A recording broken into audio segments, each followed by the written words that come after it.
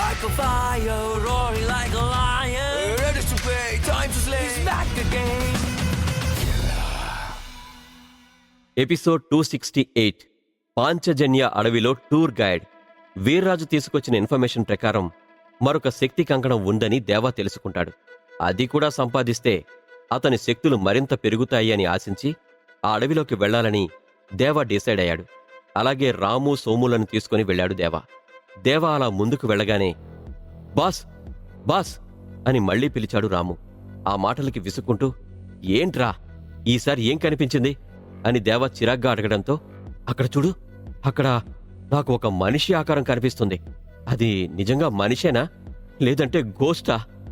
నాకే కనిపిస్తుందా లేక మీకు కూడా కనిపిస్తుందా అని తలగోక్కుంటూ అడిగాడు రాము. ఆ మాటలకి విసుక్కుంటున్నాడు దేవా. సోము కూడా విసుక్కుంటూ అటువైపు చూడగా అక్కడ నిజంగానే ఒక ఆకారం కనిపించింది. బాస్, నిజంగా అక్కడ ఎవరో ఉన్నట్టు అనిపిస్తోంది. ఇప్పుడే కదా ఇద్దరిని పంపించేశావు, మళ్ళీ వీడెక్కడి నుంచొచ్చాడు? అయినా ఇలాంటి దట్టమైన అడవిలోకి టూరిస్ట్లాగా ఎంతమంది వస్తున్నారు అని విసుక్కున్నాడా వ్యక్తి. ఆ ఆకారం నేరుగా రాము దగ్గరికి రావడంతో ఒక నిమిషం ఆగండి, అతను మన వైపు వస్తున్నాడు కదా అని ఆపాడు దేవా. చూస్తూ ఉండగానే ఆ వ్యక్తి మరింత దగ్గరికి రావడంతో అతను ఎవరో గుర్తుపట్టిన దేవా ఒక్కసారిగా షాకై ఏంటి నువ్వా అని గట్టిగా అరిచాడు దేవా. అతను మరెవరో కాదు, పూల చొక్కా Pullarao. Hello, excuse me, this dialogue belongs to me, not only you. అయినా మీరేంటిక్కడ? కొంపతీసి నన్ను ఫాలో అవుతున్నారా? Where I'm going, you gang also coming, what's the matter అని వచ్చిరాని ఇంగ్లీష్లో తనను ఎందుకు ఫాలో అవుతున్నారు అని నిలదీస్తున్నట్టు అడిగాడు పూల చొక్కా Pullarao. What are you talking రే అని ఇంగ్లీష్లో మొదలుపెట్టిన దేవా చిచ్చై వీడి ఇంగ్లీష్ నాకంటుకుందేంటి అని తిట్టుకుంటూ ఆ మొక్క మేమడగాలి, నువ్వేంటిక్కడ ఒక్కడవే వచ్చావా అని అడిగాడు దేవా. ఒక్కని కాకపోతే 100 మందిని వెంటేసుకుని రమ్మంటావా? అయినా నన్ను నమ్మి ఎవరు రారులే. 1000 peoples not coming, only I am coming. Anywhere doubt అని ఫుల్ కాన్ఫిడెంట్గా చెప్పాడు పూల చొక్కా పుల్లారావు.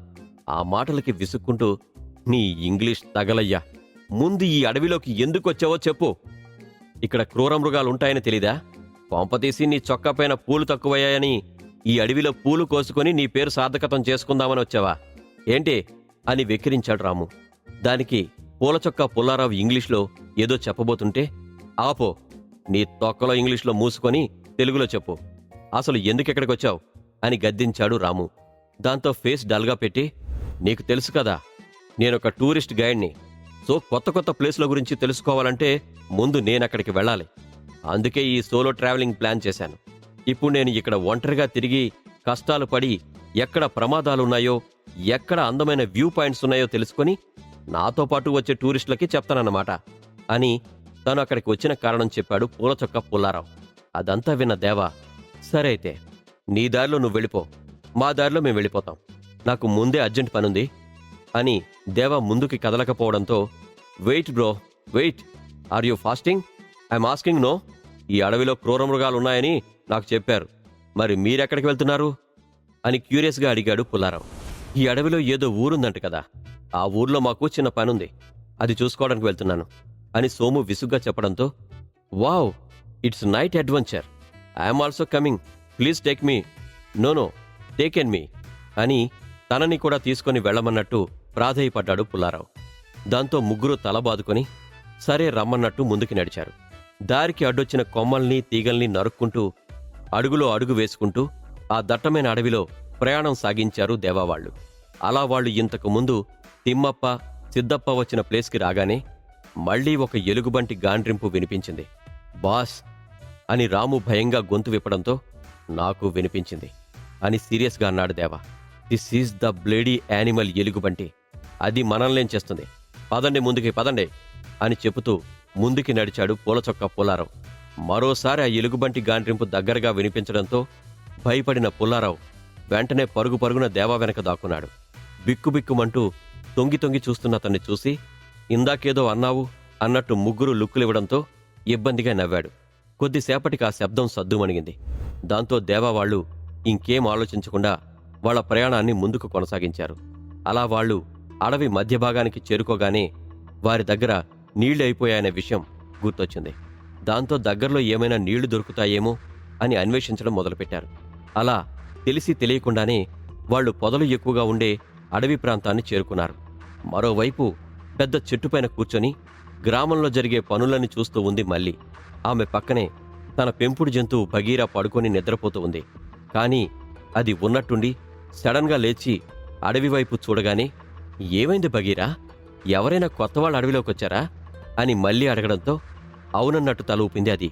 ఆ వెంటనే కిందికి దూకి అడవిలోకి పరుగందుకుంది. ఛా, వీళ్ళకి ఏ పని పాట లేదనుకుంటాను. ఎప్పుడు చూసినా మా గ్రామం కోసమే వస్తున్నారు. ఈరోజు ఎవరొస్తున్నారో వాళ్ళంతు చూడకుండా ఊరికే వదిలిపెట్టను. ఈరోజు వాడికి చెప్పే గుణపాఠం బయట ఉన్న ప్రపంచంలో ప్రతి ఒక్కరికి భయం పుట్టించాలి అని బలంగా ఫిక్స్ అయి పక్కనే ఉన్న ఊడ పట్టుకుని జంగిల్ బుక్లో హీరోలాగా చెట్లపైన గెంతుకుంటూ వెళ్ళిపోయింది మళ్ళీ. బాస్, ఇంత పెద్ద అడవిలో నీళ్ళెక్కడ దొరుకుతాయో మనకెలా తెలుస్తుంది? ఇక్కడ గూగుల్ మ్యాప్స్ కూడా వర్క్ అవడం లేదు. ఇంత నట్టడవిలో ఒక గ్రామం ఎలా ఉందో, అక్కడ ప్రజలు ఎలా బ్రతుకుతున్నారో నాకు ఇప్పటికే అర్థం అవట్లేదు అని సోము అంటూ ఉండగానే ఏదో ప్రమాదాన్ని సెన్స్ చేసినట్టు ఆగిపోమ్మని చేయి చూపించాడు దేవా. దాంతో అందరూ ఒక్కసారిగా ఆగిపోయారు. దేవా సైలెంట్గా చుట్టూ ఉన్న పరిసరాల్ని గమనిస్తూ తన బ్యాగ్ని కిందకి దించి అందులో నుంచి ఒక చిన్న కత్తిని బయటికి తీశాడు. అప్పుడే వెనకున్న పొద నుండి భగీరా నేరుగా దేవాపైకి దూకింది. అది ఏమాత్రం ఊహించని ముగ్గురు షాక్ అయితే, దేవా మాత్రం ఇది తనకి ముందే తెలుసు అన్నట్టుగా కాస్త కిందికి వంగి దానిని దూరంగా నెట్టేశాడు. ఆ వెంటనే పైకి లేచి దేవావైపు కోపంగా చూస్తూ గాండ్రించింది భగీరా. ఇదిలా ఉంటే మరోవైపు ఒక పెద్ద ఆడిటోరియంలో 400కి పైచిలుకు ప్రజలు కూర్చొని ఉన్నారు. వాళ్ళకి ముందు ఒక పెద్ద టేబుల్, దానిపైన ఒక మైక్ ఉంది. అప్పుడే ఆ గదిలోకి ఎంటర్ అయిన బ్లేడ్ బాబ్జీ రాజకీయ నాయకుడిలా దండాలు పెడుతూ వెళ్లి ఆ సీట్లో కూర్చున్నాడు.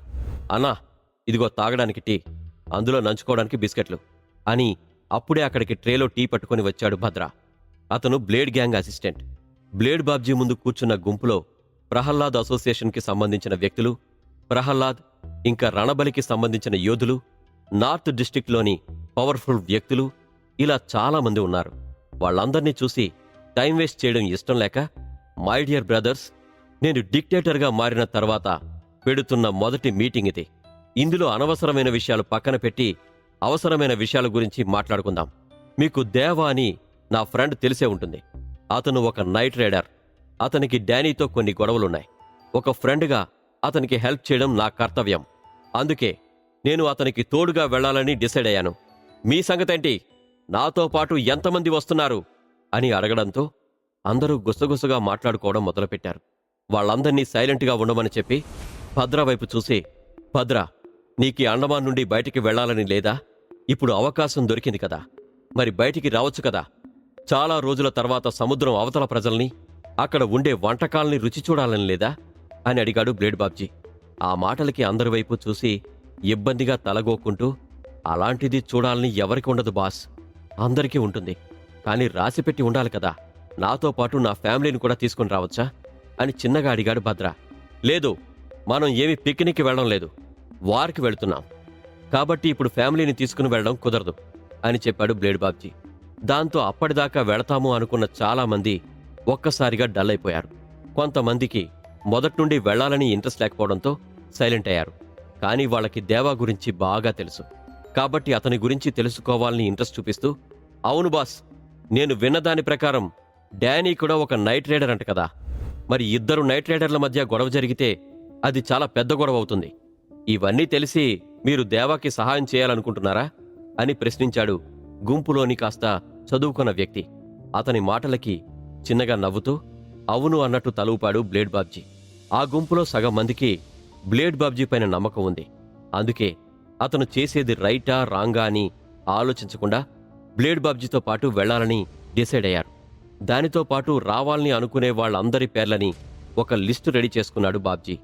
మరోవైపు అడవిలో తన మొదటి అటాక్ ఫెయిల్ అవడంతో వెర్రెక్కిపోయింది భగీరా. ఎలాగైనా దేవాని చంపాలనే పంతం దానిలో పెరిగి తన పంజాలని బలంగా ముడుచుకుంది. నేలపైన నెమ్మదిగా అడుగులు వేస్తూ దేవాని పరీక్షగా చూసింది. దేవా మాత్రం చేతిలో చిన్న బాకును పట్టుకుని ఎనీటైం దాని గుండెల్లో దింపడానికి సిద్ధంగా ఉన్నాడు. భగీరా మరోసారి దేవాపైకి దూకడంతో ఈసారి దేవా ఏమాత్రం ఆలోచించకుండా బాకు పిడితో దాని కడుపులో బలంగా కొట్టి దూరంగా నెట్టేశాడు. దాంతో అది పక్కనే ఉన్న చెట్టుకి తగిలి కింద పడిపోయింది. దేవాతో పెట్టుకుంటే ఈరోజు తను బ్రతకనని దానికి కూడా అర్థమైందనుకుంటా. మరోసారి అటాక్ చేయకుండా అక్కడి నుంచి తోక ముడిచి ముందుకు పరిగెత్తుకుంటూ వెళ్ళిపోయింది. అది చూసి రిలీఫ్గా ఫీల్ అయ్యాడు పూలచొక్క పుల్లారావు.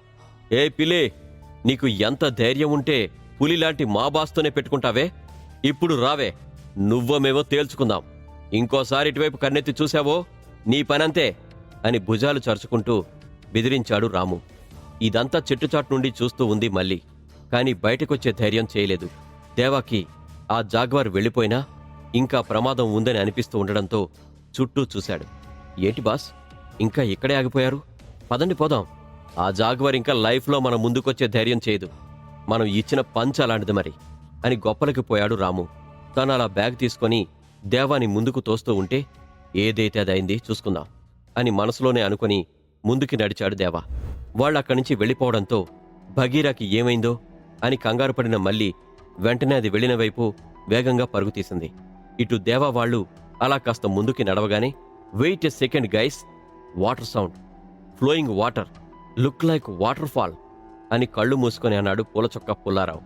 అతను ఇంగ్లీష్లో చెప్పిన దాంట్లో వాటర్ ఫాల్ అనే పదం మాత్రమే అర్థమవడంతో దగ్గరలో నీళ్లున్నాయంటున్నావా అని చుట్టూ చూశాడు సోము. తనకి కూడా నీళ్ల శబ్దం వినిపించడంతో వెంటనే అటుగా పరిగెత్తారు. అక్కడ నిజంగానే ఒక అందమైన జలపాతం కొండపై నుండి కిందికి దూకుతూ కనిపించింది. చుట్టుపక్కల ఉన్న నేచర్ని చూస్తూ వాళ్ల దగ్గర ఉన్న బాటిల్స్ నింపుకొని దప్పిక తీర్చుకొని వాళ్ల ప్రయాణాన్ని కొనసాగించారు. కాని విధి ఆడిన వింతనాటకమో దేవుడు రాసిన తలరాతనో తెలియదు కాని మరోసారి ఆ జాగ్వార్కి ఎదురుపడ్డాడు దేవా. ఈసారి అది చెట్టు కింద పడుకొని గుర్రు గుర్రుమని శబ్దాలు చేస్తూ అక్కడి నుండి పారిపోవడానికి ప్రయత్నించింది. కాని ఎందుకో లేచి వెళ్లలేకపోయింది. అది గమనించిన రాము, బాస్, అది ఇక్కడే పడుకుంది, మళ్ళీ ఇది మన కళ్ళ ముందుకెందుకొచ్చింది? ఈసారి దాన్ని ఊరికే వదలొద్దు, చంపేయండి అని భయంగా అన్నాడు. అతని మాటలు పట్టించుకోకుండా తన బ్యాగు కింద పెట్టి నెమ్మదిగా దాని దగ్గరికి వెళ్ళాడు దేవా. అప్పుడే అక్కడికి వచ్చిన మళ్ళీ వెంటనే దేవాని అడ్డుకునే ప్రయత్నం చేద్దామనుకుంది. కాని మళ్ళీ ఎందుకో ఆమె కాళ్లు ముందుకి కదలలేదు.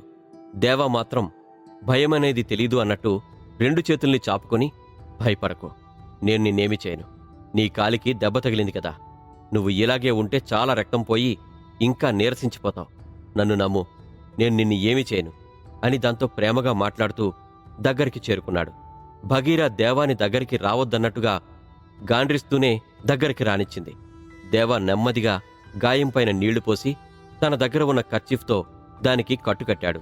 ఆ తర్వాత బాటిల్ మూతలో నీళ్లు పోసి దాన్ని తాగమన్నట్టు నోటి దగ్గర పెట్టాడు. భగీరా కూడా బాగా అలసిపోవడంతో ఆ నీళ్లన్నీ తాగి దాహాన్ని తీర్చుకొని కాస్త శక్తిని పెంచుకుంది. ఇదంతా చెట్టుచాటు నుండి చూస్తున్న మల్లికి చాలా కోపం తెప్పించింది. దేవా భగీరాకి దగ్గరవడం ఆమెకు ఏమాత్రం నచ్చలేదు. దాంతో కోపంగా చెట్టు నుండి దూరంగా వచ్చి, భగీరా, నువ్వెప్పుడు అడవిలోకొచ్చిన కొత్త మనుషులతో మంచిగా ఉండడం నేర్చుకున్నావు? వాళ్ళు మన శత్రువులు, వెంటనే వాళ్లపైన దాడి చెయ్యి అని సీరియస్గా ఆర్డర్ వేసింది మళ్ళీ. ఆ మాటల్లోని కమాండ్కి టక్కున లేచిన భగీరా దేవా వైపు కోపంగా చూసి ఒకే ఒక గెంతులో అతని పైకి దూకింది. అది చూసిన రాము, సోము ఇంకా పూలచొక్క పుల్లారావుకి గుండె ఆగినంత పనైంది. ఇప్పుడు దేవా ఆ భగీరా నుండి ఎలా తప్పించుకుంటాడు? అసలు మల్లీకి ఎందుకు కోపం వచ్చింది? బ్లేడ్ బాబ్జీ డానీతో పోరాడటానికి ఎంతమంది సైన్యాన్ని సిద్ధం చేస్తాడు? దేవా వాళ్లు పాంచజన్యంలో చేయబోయే సాహసాలేంటి? ఈ ఇంట్రెస్టింగ్ క్వశ్చన్స్కి సమాధానాలు తెలియాలి అంటే కిల్లర్ స్టోరీని తప్పకుండా వినండి. Stay tune to pocket FM. Like a fire, roaring like a lion, ready to play, time to slay, he's back again. Episode 269 నిధి వేట. అడవిలోకి వెళ్లిన దేవాకి భగీరా అని పిలువబడే ఒక జాగ్వార్ ఎదురవుతుంది. దేవాను అటాక్ చేస్తూ ఉండగా ఆ జాగ్వార్కి గాయమవుతుంది. అయినా కూడా దేవా భయపడకుండా దాని గాయానికి నీళ్లు చల్లి ఉపశమనం కలిగేలా చేస్తాడు. అమాంతం దేవాపైకి దూకిన భగీరా మాత్రం ఎలాంటి దాడి చేయకుండా నాలుకతో దేవా ముఖాన్ని నాకడం మొదలుపెట్టింది. అది గిలిగింతలుగా అనిపించడంతో కింద పడుకొని నవ్వడం మొదలుపెట్టాడు దేవా. అది చూసి మల్లికి మరింత కోపం పొడుచుకొచ్చింది. కాని ఇప్పుడు భగీరా తన మాట వినదని అర్థమైనా కాల్ని నేలకేసి బలంగా కొట్టింది మల్లి. ఏయ్, అసలు నువ్వెవరు? ఎందుకని మా బాస్ పైన పగబట్టావు అసలు ఈ జాగ్వార్ నీ మాట ఎందుకు వింటుంది అని తన స్నైపర్ని గురిపెట్టి సీరియస్గా అడిగాడు రాము. అదంతా చెప్పాల్సిన అవసరం నాకు లేదు అని మళ్ళీ ముఖం చిట్లించడంతో, నువ్వూరుకో బ్రో, అమ్మాయిలతో పువ్వులతో ఎలా డీల్ చేయాలో నీకు బొత్తిగా రాదు. నేనున్నాను కదా, నేను మాట్లాడతాను అని మళ్ళీ వైపు మెరిసే కాళ్లతో చూశాడు రాము. చూడు పాపా, నువ్వు చాలా పొగరుగా ఉన్నావు. కాని ఇంత అందానికి ఆ మాత్రం పొగరుండొచ్చు. కాని మాకు కూడా అసలు ఏం జరుగుతుందో తెలుసుకోవాలనుంటుంది కదా. ఇంతకీ ఎవరు నువ్వు? ఎందుకని జాగ్వార్ నీ మాట వింటుంది అని రాము అడగడంతో, అడవి జంతువుల్ని చంపాలని చూశారు. మీతో మాట్లాంట్రా, మర్యాదగా ఇక్కడి నుంచి వెళ్ళండి, లేదంటే మీ చావుని మీరే కొని తెచ్చుకున్నవాళ్ళవుతారు అని బెదిరించింది మళ్ళీ. చూడు పాపా, అందంగా ఉన్నావని నువ్వు ఏం చెప్పినా తలుపేస్తామని మాత్రం అనుకోకు. మేమీ అడవిలోకి జంతువులకి హాని చేయడానికి రాలేదు. ఇందాక చూశావు కదా, మా బాస్ని చంపడానికి జాగ్వార్ మీదకి దూకినా దాన్ని దూరంగా నెట్టేశాడు కాని గాయపరచలేదు. ఇప్పుడు కూడా దానికి గాయం అయితే కట్టుకట్టాడు కాని అవకాశం దొరికింది కదా అని చంపలేదు. We are animal lover. చూడ్డానికి కూడా వైల్డ్ యానిమల్స్ లాగానే ఉంటామనుకో, అది వేరే విషయం అని అన్నాడు రాము. ఆ మాటలకి మళ్ళీ కన్విన్స్ అయినట్లుగా వెంటనే దేవా వైపు చూడగా భగీరాతో ఆడుకుంటూ కనిపించాడు. తనకి ప్రపంచంతో సంబంధం లేనట్టుగా కనిపించిన తీరుని చూసి రాము చెప్పింది నిజమే అనిపించడంతో, నన్ను క్షమించండి, మీరు ఇందాక భగీరా పైన కత్తితో దాడి చేయడం చూసి తప్పుగా అర్థం చేసుకున్నాను. నా పేరు మల్లి. మాది ఈ అడవి ప్రాంతంలోనే ఉండే ఒక చిన్న ఊరు. ఇంకా ఈ జాగ్వార్ నాకు పెంపుడు జంతువు. దాని పేరు భగీరా అని అసలు విషయం చెప్పింది ఆ అమ్మాయి. ఏంటి, నువ్వీ అడవిలో ఉండే గ్రామం నుండి వచ్చావా అని షాక్తో కళ్ళు పెద్దవి చేశారు రాము ఇంకా సోము. మరోవైపు మళ్ళీ చెప్పిందంతా సైలెంట్గా నోట్ చేసుకోవడంలో మునిగిపోయాడు పూలచొక్కా పుల్లారావు. ఆ తర్వాత రాము ఆ అడవిలోకి ఎందుకు రావాల్సొచ్చిందో ఆమెకి ఎక్స్ప్లెయిన్ చేయడంతో ఫుల్ ఫైర్ అయింది మళ్ళీ. కాని ఆ వెంటనే పెద్దయ్య చెప్పిన మాటలు గుర్తుకు రావడంతో అమ్మోరుకున్న దేవానే అయ్యుండొచ్చు అనిపించి వాళ్ళని గ్రామానికి తీసుకుని వెళ్ళింది. బయటవాళ్లు గ్రామం లోపలికి రావడంతో గ్రామంలోని ప్రజలు పనులు మానుకొని మరీ వాళ్ళని విచిత్రంగా చూడ్డం మొదలుపెట్టారు. ఆ తర్వాత మళ్ళీ అక్కడ జరిగిందంతా పెద్దయ్యతో చెప్పడంతో ఆయన తీవ్రంగా మండిపడ్డాడు. మళ్ళీ నీకేమైనా మతి చెడిందా? ఇప్పటి వరకు బయటవాళ్లు ఎవరూ మన ఊర్లో కాలు పెట్టలేదు. అలాంటిది ముక్కు మొహం తెలియని వాళ్ళని ఇలా తీసుకొచ్చేస్తావా? నీ వల్ల ఇప్పుడు మన గ్రామం ఉనికి ప్రమాదంలో పడింది. మనం ఇన్ని రోజులు కాపాడుకుంటూ వస్తున్న సంపదని నువ్వు ప్రమాదంలో పడేశావు అని బాధతో తన కర్ర పట్టుకుని కూలబడిపోయాడు పెద్దయ్య. Hello old man, you talking very loud, please mute అని పూలచొక్క పుల్లారావు ఆ గొడవని కాంప్రమైజ్ చేయడానికి ముందుకు రావడంతో మూసుకొని పక్కన కూర్చో అన్నట్టుగా సైగ చేశాడు రాము. మళ్ళీ దేవా వాళ్లవైపు స్టాండ్ తీసుకుంటూ, పెద్దయ్య, ఇప్పటి వరకు మన గ్రామానికి ఎవరూ ఇలా రాలేదు. అలాంటిది నేను మొదటిసారి ఒకరిని తీసుకొచ్చాను. ఇది మనం చేసిన పనంటారా, లేదంటే జరగాలని రాసింది కాబట్టి జరిగిందంటారా? నాకెందుకో ఇతనే అమ్మోరు కూడా అనిపిస్తుంది. మనం ఒక్కసారి పరీక్షించి తెలుసుకుంటే సరిపోతుంది కదా అని చిన్నగా మాట్లాడింది. ఆమె మాటలకి వింతగా చూస్తున్న జనమంతా మళ్ళీ చెప్పింది కూడా నిజమే కదా అన్నట్టు గుసగుసలాడుకోవడం మొదలుపెట్టారు. మళ్ళీ నీకు ఎక్కువ చనువిచ్చి తప్పు చేశాను. అది ఎంత పెద్ద తప్పో నాకు ఇప్పుడు అర్థమవుతోంది అని పెద్దయ్య ఇంకా ఏదో అనబోతుంటే అప్పుడే అడవిలో నుంచి ఒక మదగజం కీంకరిస్తూ అటుగా వచ్చింది. దాన్ని చూసిన గ్రామస్తులందరూ చేతులెత్తి దండం పెట్టారు. అది నేరుగా దేవా దగ్గరికొచ్చి తొండంతో దేవా తలపైన నిమిరింది. అది చూస్తున్నందరూ ఒక్కసారిగా షాక్ అయ్యారు. ఆ గ్రామస్తుల నమ్మకం ప్రకారం ఆ మదగజం అమ్మోరు తల్లికి ప్రతీక. అది అమ్మోరు సంపదని దక్కించుకోవడానికి పూన అక్కడికి వచ్చినప్పుడు మాత్రమే గ్రామంలోకి వస్తుందని వాళ్లు చాలా కాలంగా నమ్ముతూ ఉన్నారు. అలాంటిది ఆ రోజు ఆ ఏనుగు రావడం, అది దేవా తలపైన తొండంతో నిమరడం వాళ్ళ నమ్మకానికి మరింత బలం చేకూర్చింది. అది చూసిన పెద్దయ్య కూడా ఏం మాట్లాడలేకపోయాడు. ఆ తర్వాత ఏదో నిర్ణయించుకున్నవాడిలా దేవా వైపు చూస్తూ, నువ్వు నిజంగా అమ్మోరుకోనవి అని నేను కూడా నిర్ణయించాలి అనుకుంటున్నాను. నువ్వు అనుకున్నట్టు ఇది సామాన్యమైన ఊరు కాదు. ఒక శక్తివంతమైన సంపదని కాపాడుతూ వస్తున్న ఊరు. ఆ సంపదకి అమ్మోరు అనుగ్రహం ఉండడం వల్ల మా గ్రామం ఇప్పటి వరకు ఎలాంటి ప్రమాదాలకి గురి కాకుండా సురక్షితంగా ఉంది. కానీ అది ఎప్పుడో ఒకసారి చెందాల్సిన వాళ్ల దగ్గరికి వెళుతుందని మా పూర్వీకులు ముందే చెప్పారు. ఈరోజు అన్ని శకునాలు నువ్వు అమ్మోరుకోనవి అని చెబుతున్నాయి.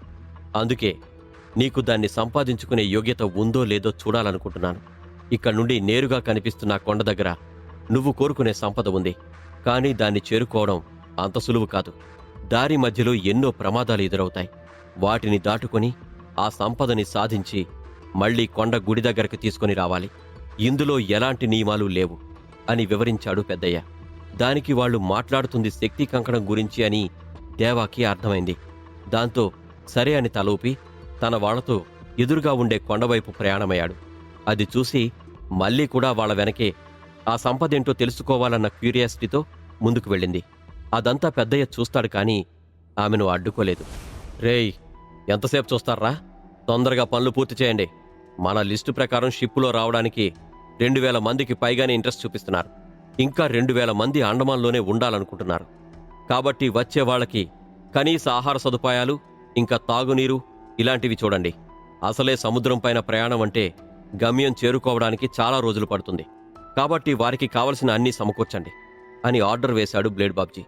దానికి సరే అని తలూపిన భద్రం బ్లేడ్ బాబ్జీ గ్యాంగ్ని తీసుకుని నార్త్ డిస్ట్రిక్ట్లో ఉండే దుకాణాలు, కాస్త డబ్బు కలిగిన ఫ్యామిలీల చుట్టూ తిరిగి కావలసినవి సమకూర్చే పనిలో పడ్డారు. బ్లేడ్ బాబ్జీ మాత్రం తన చేతిలో ఉన్న లిస్టు చూసుకుంటూ ఆ 2000 మందిలో ఎంతమంది టాపర్లు ఉన్నారు, ఎంతమంది టాప్ క్లాస్కి చేరుకున్న ఫైటర్లు ఉన్నారు, ఇంకా ఎంతమంది ఇప్పుడిప్పుడే పవర్లోకి వస్తున్నారు అనే విషయాన్ని తెలుసుకునే ప్రయత్నం చేశాడు. ఎదురుగా ఉండే కొండవైపుకి నడవడం మొదలుపెట్టిన దేవా ఒక దట్టమైన అడవిలో ముందుకు వెళుతూ ఉన్నాడు. అతన్ని ఫాలో అవుతూ రాము, సోము, ఇంకా పూలచొక్క పుల్లారావు మళ్లీ వెళుతున్నారు. వాళ్ళు అలా కాస్త ముందుకి వెళ్లగానే అడవి మధ్యలో ఒక విశాలమైన మైదాన ప్రాంతం కనిపించింది. అక్కడికి ఎలాంటి చెట్లు లేకపోవడంతో దేవాకి ఎందుకో అనుమానంగా అనిపించి వెంటనే ఆగాడు. దాంతో మిగిలిన వాళ్ళు ఆశ్చర్యంగా దేవా వైపు చూడ్డంతో దేవా చుట్టూ చూసి ఒక పెద్ద రాయిని ఆ మైదాన ప్రాంతంలోకి విసిరేశాడు. ఎప్పుడైతే ఆ రాయి నేలను తాకిందో వెంటనే చెట్ల నుంచి పదునైన బాణాలు దూసుకొచ్చి ఆ రాయిని ముక్కలు ముక్కలు చేశాయి. అది చూసిన రాము ఇంకా పూలచొక్క పుల్లారావు ఇద్దరూ గుటకలు మింగారు. మళ్ళీ అయితే దాన్ని అస్సలు ఎక్స్పెక్ట్ చేయలేదు. బాస్, ఇక్కడ ట్రాప్ ఉందని మీకు ఎలా తెలిసింది అని రాము ఆశ్చర్యంగా అడగడంతో, ఏమో, నాకు ప్రమాదాల్ని ముందుగానే తెలుసుకునే పవర్ కొంచెం ఉంది. అంతేకాకుండా ఈ అడవి మొత్తం నిండుగా ఉంటే ఇక్కడ మాత్రమే ఖాళీగా ఉంది. అందుకే అనుమానం వచ్చి ఏదో అలా ట్రై చేశాను. కానీ అక్కడ నిజంగా ట్రాప్ ఉంటుందని నాకు ఇప్పుడే తెలిసింది అని దేవా చెప్పడంతో ఆశ్చర్యంగా చూశారు ముగ్గురు. ఆ తర్వాత వాళ్ళ ప్రయాణం మళ్లీ ముందుకు కొనసాగింది. అలా ఇంకాస్త ముందుకు వెళ్లిన తర్వాత దేవాకి అలాంటి ప్రాంతమే మరొకటి కనిపించింది. కాకపోతే ఈసారి విచిత్రంగా ఆ మైదాన ప్రాంతాల్లో ఒక ఎండిపోయిన చెట్టు కనిపించింది. అది చూడగానే, బాస్, ఇందాక మనం చూసినట్టే ఇక్కడ కూడా ఒక ట్రాప్ ఉన్నట్టుంది. మళ్ళీ ఏ చెట్లపైన బాణాలున్నాయో జాగ్రత్తగా ఉండండి. ఈసారి నేను వాటిని ఎదుర్కొంటాను అని చుట్టూ చూసి ఒక రాయిని మధ్యలోకి విసిరేశాడు రాము. కాని విచిత్రంగా అక్కడ ఎలాంటి సంఘటన చోటు చేసుకోలేదు. అదేంటి బాస్, ఇందాకలా మీరు చేస్తే ఆ చుట్టుపక్కల ఉన్న బాణాలన్నీ వచ్చాయి, కాని ఇప్పుడు నేను చూస్తే ఒక్కటంటే ఒక్కటి కూడా రాలేదు అని చిన్నపిల్లాళ్లా డిసప్పాయింట్ అయ్యాడు రాము. ప్రతి చోట ఒక్కటే ట్రాప్ పెట్టడానికి వాళ్ళేమైనా పిచ్చోళ్ళనుకున్నావా? ఖచ్చితంగా ఇక్కడ ఇంకేదో ఉంది. ఒక్కసారి నన్ను చూడనివ్వు అని చుట్టూ చూస్తూ కాస్త ముందుకి నడిచాడు దేవా. ఇంతలో తనకి ఏదో అర్థమైనట్లు బ్యాగ్ నుండి వాళ్ళు తినడానికి తీసుకుని వచ్చిన మాంసాన్ని ఒక కర్రకి కట్టి, సోము, సిద్ధంగా ఉండు అని దాన్ని నేరుగా చెట్టు వైపుకి విసిరాడు దేవా. తన బలానికి అది జావెలిన్ త్రోలాగా వెళ్లి ఎండిపోయిన చెట్టుకి గుచ్చుకుంది. బాస్, ఏంటి రెడీగా ఉండమని చెప్పారు? ఇక్కడ నాకు ప్రమాదాలేమీ కనిపించట్లేదు. ఇప్పుడు నేను దేన్ని కాల్చాలబ్బా అని తన స్నైపర్ని పట్టుకుని ఆ ఎండు చెట్టు వైపే చూస్తూ ఉన్నాడు సోము. అప్పుడే ఎక్కడినుంచొచ్చిందో తెలియదుగాని ఒక పెద్ద పులి వేగంగా అక్కడికొచ్చింది. కర్రకి ఉన్న మాంసాన్ని నోట కరుచుకోగానే షూట్ అని గట్టిగా అరిచాడు దేవా. దాంతో నిమిషం కూడా ఆలోచించకుండా వరుసగా 5 బుల్లెట్లని ఆ పులివైపు కాల్చాడు సోము. దాంతో అది అక్కడికక్కడే చచ్చిపోయింది. గుడ్, మంచి పని చేశాం.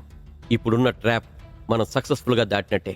పదండి ముందుకెళదాం అని దేవా నవ్వుతూ ముందుకు కదలడంతో, బాస్, అసలు మీరు నిజంగా మా బాసేనా, లేకపోతే ఈ గ్రామస్తులు నమ్ముతున్నట్టు ఆ అమ్మరు కోననా అని అనుమానంగా అడిగాడు రాము.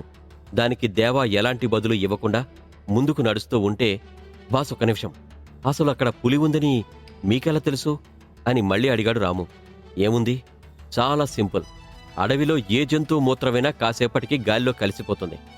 కానీ పులి మాత్రం తనుండే ప్లేస్లో ఎవరూ రావద్దన్నట్టుగా సిగ్నల్ పంపుతూ దాని మూత్రాన్ని విసర్జిస్తుంది. మీరు సరిగ్గా గమనించలేదు. అక్కడ అంతా చాలా ఘాటు వాసన వస్తోంది. అందుకే ఇక్కడ పులి ఉందని ఎక్స్పెక్ట్ చేశాను అని క్యాజువల్గా చెప్పాడు దేవా. ఇన్ని రోజులు అడవిలో ఉండి జంతువుల గురించి దేవా అర్థం చేసుకున్నట్లుగా తను చేసుకోలేకపోయినందుకు మల్లీకి సిగ్గుగా అనిపించింది. ఆ వెంటనే దేవా తెలివితేటలు చూసి అతనే ఖచ్చితంగా అమ్మోరు కోన అయి ఉంటాడని నమ్మింది. అలా దేవా కొండ ప్రాంతాన్ని చేరుకున్నాడు. బాయ్స్, ఫైనల్లీ మనం వచ్చేశాం. ఇదే కదా కొండ. ఆ నిధి ఎక్కడ ఉందో కనుక్కొని ఇంటికి వెళ్ళిపోదాం అని హుషారుగా కొండను ఎక్కే ప్రయత్నం చేశాడు రాము. దేవా దాన్ని ఒక క్షణం బాగా పరిశీలించాడు. మనం కొండని ఎక్కాల్సిన అవసరం లేదు. ఇది నిజానికి కొండ కాదు, సొరంగం. నిధి ఇందులో ఎక్కడ ఉందో, ఎటువైపు ఉందో కనుక్కోగలిగితే చాలు, అది మన సొంతమైనట్టే అని ఆలోచిస్తూ అన్నాడు దేవా. అప్పుడే అందరూ ఆ కొండ కింద పెద్ద పెద్ద బండరాళ్లతో అన్ని వైపులా చుట్టబడిన విషయాన్ని గమనించాడు. దేవా కొండ చుట్టూ తిరిగి ఒక బండరాయిని ఎంచుకొని పక్కకి జరపగానే అక్కడ ఒక సొరంగం వచ్చింది. దానిలో కాస్త ముందుకు వెళ్లగానే చీకట్లో వెలుగులు నింపుతూ మెరిసిపోతున్న శక్తి కంకణం కనిపించింది. దాన్ని తీసుకొని బయటికొచ్చాడు దేవా. అది చూసిన మళ్లీ కళ్ళు ఆశ్చర్యంతో పెద్దవయ్యాయి. వెంటనే మోకాళ్లపైన కూర్చొని, అమ్మవారి శక్తి, మొత్తానికి అమ్మోరు కోనకి దొరికింది అని దండాలు పెడుతుంటే, ఏయ్, ఏం చేస్తున్నావు? ఇది చాలా ఓవర్ అయింది. ముందు మనం ఇక్కడి నుంచి ఇంటికి తిరిగి వెళదాం పదా అని తిరిగి ఊరికి వచ్చారు. దేవా వాళ్లు ప్రాణాలతో తిరిగి రావడంతో పాటు ఆ నిధిని తీసుకురావడం చూసిన పెద్దయ్య ఆశ్చర్యపోయాడు. ఆ తర్వాత ఇచ్చిన మాట ప్రకారం దానిని దేవా చేతిలో పెట్టి, ఇది నీది, నువ్వే అమ్మోరు కోనా అని గట్టిగా చెప్పడంతో ఊర్లో వాళ్ళందరూ మోకాళ్లపైన కూర్చుని నమస్కరించారు. వాళ్ల అమాయకత్వాన్ని చూసి దేవాకి ముచ్చటేసింది. వాళ్లు ఇన్ని రోజులు దేనికి కాపలా కాస్తున్నారో కూడా తెలియకుండా జీవితాన్ని గడిపారు. ఇప్పుడదేంటో తెలిసినా కాని అది వాళ్ల దగ్గర లేకుండా పోతుంది. ఆ నిరాశ వాళ్ల ముఖాల్లో కనిపిస్తుంటే దేవాకి తన స్వార్థం కోసం ఆ శక్తి కంకణం తీసుకుని వెళ్లడం మంచిది కాదు అనిపించింది. అందుకే అది తిరిగి పెద్దయ్య చేతిలో పెట్టి, మీరు, మీ అమాయకమైన ప్రేమ నాకు ఎంతగానో నచ్చింది. జంతువులతో కలిసిపోయే మీ తత్వం నిజంగా గొప్పది. ఈ నిధి నాకంటే మీకే చాలా ఉపయోగపడుతుంది. అందుకే నా గుర్తుగా మీరే ఉంచుకోండి. మేము ఇక్కడికి వచ్చి వెళ్లిన విషయం కూడా బయట ఎవరికీ తెలియకుండా చూసుకుంటాను. మీరు ఎప్పటిలాగానే ఈ గ్రామంలో హాయిగా జీవించండి అని ఆ శక్తి కంకణాన్ని పెద్దయ్య చేతిలో పెట్టి జాగ్వార్ తలపై చిన్నగా నిమిరాడు దేవా. ఆ తరువాత అక్కడి నుండి తిరుగు ప్రయాణమయ్యాడు. దేవా చేసిన త్యాగానికి వాళ్ల మనస్సులు పులకించిపోయాయి. దాంతో వాళ్ళకి తోచిన బహుమతులను తీసుకొచ్చి దేవాకిచ్చారు. అందులో చాలా అడవిలో దొరికే వస్తువులే ఉన్నాయి. దేవా వాళ్ళని బాధపెట్టడం ఇష్టం లేక వాటిని తీసుకుని మళ్లీ తిరుగు ప్రయాణమయ్యాడు. అదేంటి బాస్, శక్తి కంకణం కోసం మీరు చాలా కష్టపడ్డారు, కాని చేతిలోకొచ్చిన తర్వాత అలా ఎలా వదిలేశారు? మీరు చేసిందేం బాగాలేదు అని రాము అడగడంతో, కొన్నిసార్లు పట్టుకోవడం కంటే వదిలేయడమే మంచిది. ఇది నీకిప్పుడు అర్థమైనా కాకపోయినా మళ్ళీ ఖచ్చితంగా అర్థమవుతుంది అని చిన్నగా స్మైల్ ఇచ్చాడు దేవా. దేవా శక్తి కంకణాన్ని వదిలేయడానికి నిజంగా కారణం అదేనా? ఇంటి దగ్గర దేవా కోసం ఎలాంటి సవాళ్లు ఎదురుచూస్తున్నాయి? ఈ ఇంట్రెస్టింగ్ క్వశ్చన్స్కి సమాధానాలు తెలియాలి అంటే కిల్లర్ స్టోరీని తప్పకుండా వినండి. Stay tune to pocket FM. Like a fire, roaring like a lion, ready to play, time to slay, he's back again. Episode 270 perfect kiss. అడవిలో కంకణంతో పాటు వాళ్ల అమాయకమైన హృదయాలు కూడా గెలుచుకుంటాడు దేవా. కాని ఆ కంకణం అవసరం తనకన్నా వాళ్లకి ఎక్కువ ఉందని గ్రహించి అక్కడే వదిలిపెడతాడు. మంచి మనుషుల మధ్య గడిపిన ప్రతి నిమిషాన్ని తలుచుకుంటూ భారంగా ఇంటికి తిరిగొచ్చాడు దేవా. ఏంటి బాబూ, లే, మంచిగా నిద్రపట్టిందా అని నవ్వుతూ దేవాను నిద్రలేపింది ఆరాధ్య. ఏంటారాధ్య, కాసేపు పడుకోనివ్వు అని నీరసంగా మంచం మీద బోర్లా తిరిగి పడుకున్నాడు దేవా. అసలే 2 రోజుల్లో ప్రయాణం పెట్టుకుని నువ్వింకా అలా నిద్రమోహంతో ఉంటే ఎలా? అందరూ వాళ్ళకి కావలసినవి కొనుక్కోవడానికి షాపింగ్కి వెళ్లారు. నువ్వు కూడా లేచి నీ పనులు చూసుకో అంటూ బెడ్షీట్ మడత పెడుతుంది ఆరాధ్య. దాంతో ఒక్కసారిగా నిద్రమత్తు వదిలి లేచి కూర్చున్నాడు దేవా. ఆరాధ్య చెయ్యి పట్టుకుని అమాంతం ఆమెని బెడ్పైకి లాగి, అమ్మ దొంగ, ఇంట్లో ఎవరూ లేరని నాకు సిగ్నల్ ఇస్తున్నావా అని ఆరాధ్యను తన కౌగిల్లో బంధించాడు. అతని పటు నుండి తప్పించుకోలేక, దేవా వదులు, చిన్నపిల్లాళ్ళ ఎలరేంటి, ఎవరైనా వస్తారు అని గింజుకుంటూ అంది ఆరాధ్య. ఎవరూ లేరని నువ్వే చెప్పావు కదా, this is the first time for perfect kiss అని తమకంగా ఆరాధ్య పెదవులను అందుకున్నాడు దేవా. ఒక్క క్షణం పరవశం తర్వాత అతన్ని దూరంగా నెట్టి, చూడ్డానికి అమాయకుల్లా ఉంటావు, కాని చేసేవన్నీ అర్జున్ రెడ్డి పనులు అని దేవాపై చిరుకోపం ప్రదర్శించింది ఆరాధ్య. బెడ్ మీద పక్కకి తిరిగి పడుకుని తల కింద చేయి పెట్టి విష్ణుమూర్తిలా బిల్డప్ ఇస్తూ, నేనేం చేసినా లోక కళ్యాణం కోసమే చేస్తాను బాలిక అని దేవుడిలా అభయహస్తం చూపించాడు దేవా. ఏంటి, లోక కళ్యాణం కోసమా? కనపడ్డ అమ్మాయిల్ని వెంటేసుకొని తిరుగుతావు, అది లోక కళ్యాణమా? అసలు నాకొక విషయం చెప్పు, ఇప్పటికీ నిన్ను ఎంతమంది కిస్ చేసుంటారు అని సూటిగా అడిగింది ఆరాధ్య. ఇప్పుడు నేను అసలు నిజం చెప్తే ఆరాధ్య నన్ను చంపడం గ్యారంటీ అని దేవా గొంతులో వెలక్కాయ పడ్డట్టు గమ్మున ఉండిపోయాడు. ఆమె మాటలకి ఆలోచనలో పడిన దేవాని కోపంగా చూస్తూ, ఏంటి అంతమంది ఉన్నారా, గాల్లోకి చూస్తున్నావు అని గుర్రుగా చూసింది. ఇంతలో కింద నుండి ఎవరిదో మాట వినిపించేసరికి, అమ్మయ్య, ఆపద నుండి కాపాడ్డానికి ఈ దేవా కోసం ఆ దేవుడే వచ్చినట్టున్నాడు అని కంగారుగా బెడ్ దిగి పరుగులాంటి నడకతో కిందికొచ్చాడు దేవా. ఎదురుగా ఉన్న వ్యక్తిని చూసి మొహం చిట్లించి, నువ్వా? నేనింకా ఎవరో అనుకున్నాను అన్నాడు దేవా. ఏ, నేను రాకూడదా? నేను మరీ అంత చండాలంగా ఉన్నానా? నన్ను చూసి మొహం తిప్పుకుంటావేంటి? నార్త్ డిస్ట్రిక్ట్కి డిక్టేటర్ని అని మర్చిపోయావా అంటూ దేవాపై విరుచుకుపడ్డాడు బ్లేడ్ బాబ్జీ. అతని మాటలకి కనుబొమ్మలెగరేసి, ఆహా, అవునా, తమరు డిక్టేటర్ ఎలా అయ్యారో చెప్తే మేం కూడా ట్రై చేస్తాం అని చేతులు కట్టుకుని వినయం నటించాడు దేవా. దాంతో చుట్టూ చూసి ఒక్కసారిగా దేవా కాళ్ళు పట్టుకుని, దేవా, అవన్నీ నువ్వు మర్చిపోదేవా, ఇప్పటికే జనం అందరూ నేనొక సూపర్ స్టార్ అనుకుంటున్నారు, వాళ్ల ముందు బిల్డప్ ఇవ్వడానికి, కవర్ చేసుకోవడానికి చస్తున్నా తెలుసా అని దీనంగా బ్రతిమలాడాడు బాబ్జీ. ఇంతలో పైనుండి ఎవరో వస్తున్న అలికిడి విని చాలా క్యాజువల్గా లేచి ప్యాంట్ పాకెట్లో చేతులు పెట్టుకుని నిలబడ్డాడు బాబ్జీ. అలాగే మనం మరొక 2 రోజుల్లో పోర్ట్లో కలుద్దామని దేవా చెప్పగా బ్లేడ్ బాబ్జీ సరేనని తల ఊపి, అలా అయితే నేను ఇప్పుడే బయలుదేరతాను, నాకు కొన్ని ఇంపార్టెంట్ పనులున్నాయి, మళ్ళీ ఎప్పుడు తిరిగొస్తానో ఏంటో, అందర్నీ ఒకసారి పలకరించేసి వెళ్ళి బ్యాగ్ ప్యాక్ చేసుకుంటాను అని ఉత్సాహంగా చెప్పి అక్కడి నుంచి లేచాడు. అతని మాటలకి సరేనని నవ్వుతూ దేవా లోపలికి వెళ్ళిపోయాడు. మర్నాడు సడన్గా దేవాకి పూజారి గుర్తొచ్చి అతన్ని పర్సనల్గా కలవడానికి సోముని తీసుకుని వెళతాడు. మనవడు చనిపోయిన బాధలో ఉన్న పూజారిని ఓదార్చి మళ్లీ గుడి తెరవమని చెప్తాడు దేవా. అవును బాబు, మీ దయవల్ల ఆ రాక్షసుడి పీడ వదిలింది, కాని అందుకు బదులుగా మా భరణి ప్రాణాలు కోల్పోవలసి వస్తుందని అనుకోలేదు అని గుండెలు అవిసేలా ఏడ్చాడు పూజారి. పెద్దవారు, మీరలా బాధపడుతుంటే ఏమని చెప్పి ఓదార్చాలో నాకు తెలియట్లేదండి అని నెమ్మదిగా అన్నాడు దేవా. పూజారి కన్నీళ్లు తుడుచుకుంటూ, బాధ ఉంటుంది బాబు, ఎంతైనా రక్త సంబంధం కదా, నాకంటూ ఆ అమ్మవారు, ఈ భరణి తప్ప ఇంకెవరూ లేరు, అలాంటి ఈ జీవితం ఇంకా అమ్మవారి సేవకే అర్పిస్తాను, రేపు మంచి రోజు, ప్రక్షాళన చేసి తిరిగి గుడి తెరుస్తాను, మీకు వీలైతే తప్పకుండా రండి అని అన్నాడు. అందుకు బదులుగా అతని చేయి పట్టుకుని, సరేనండి, తప్పకుండా వస్తాను, మీరు ధైర్యంగా ఉండండి అని చెప్పాడు దేవా.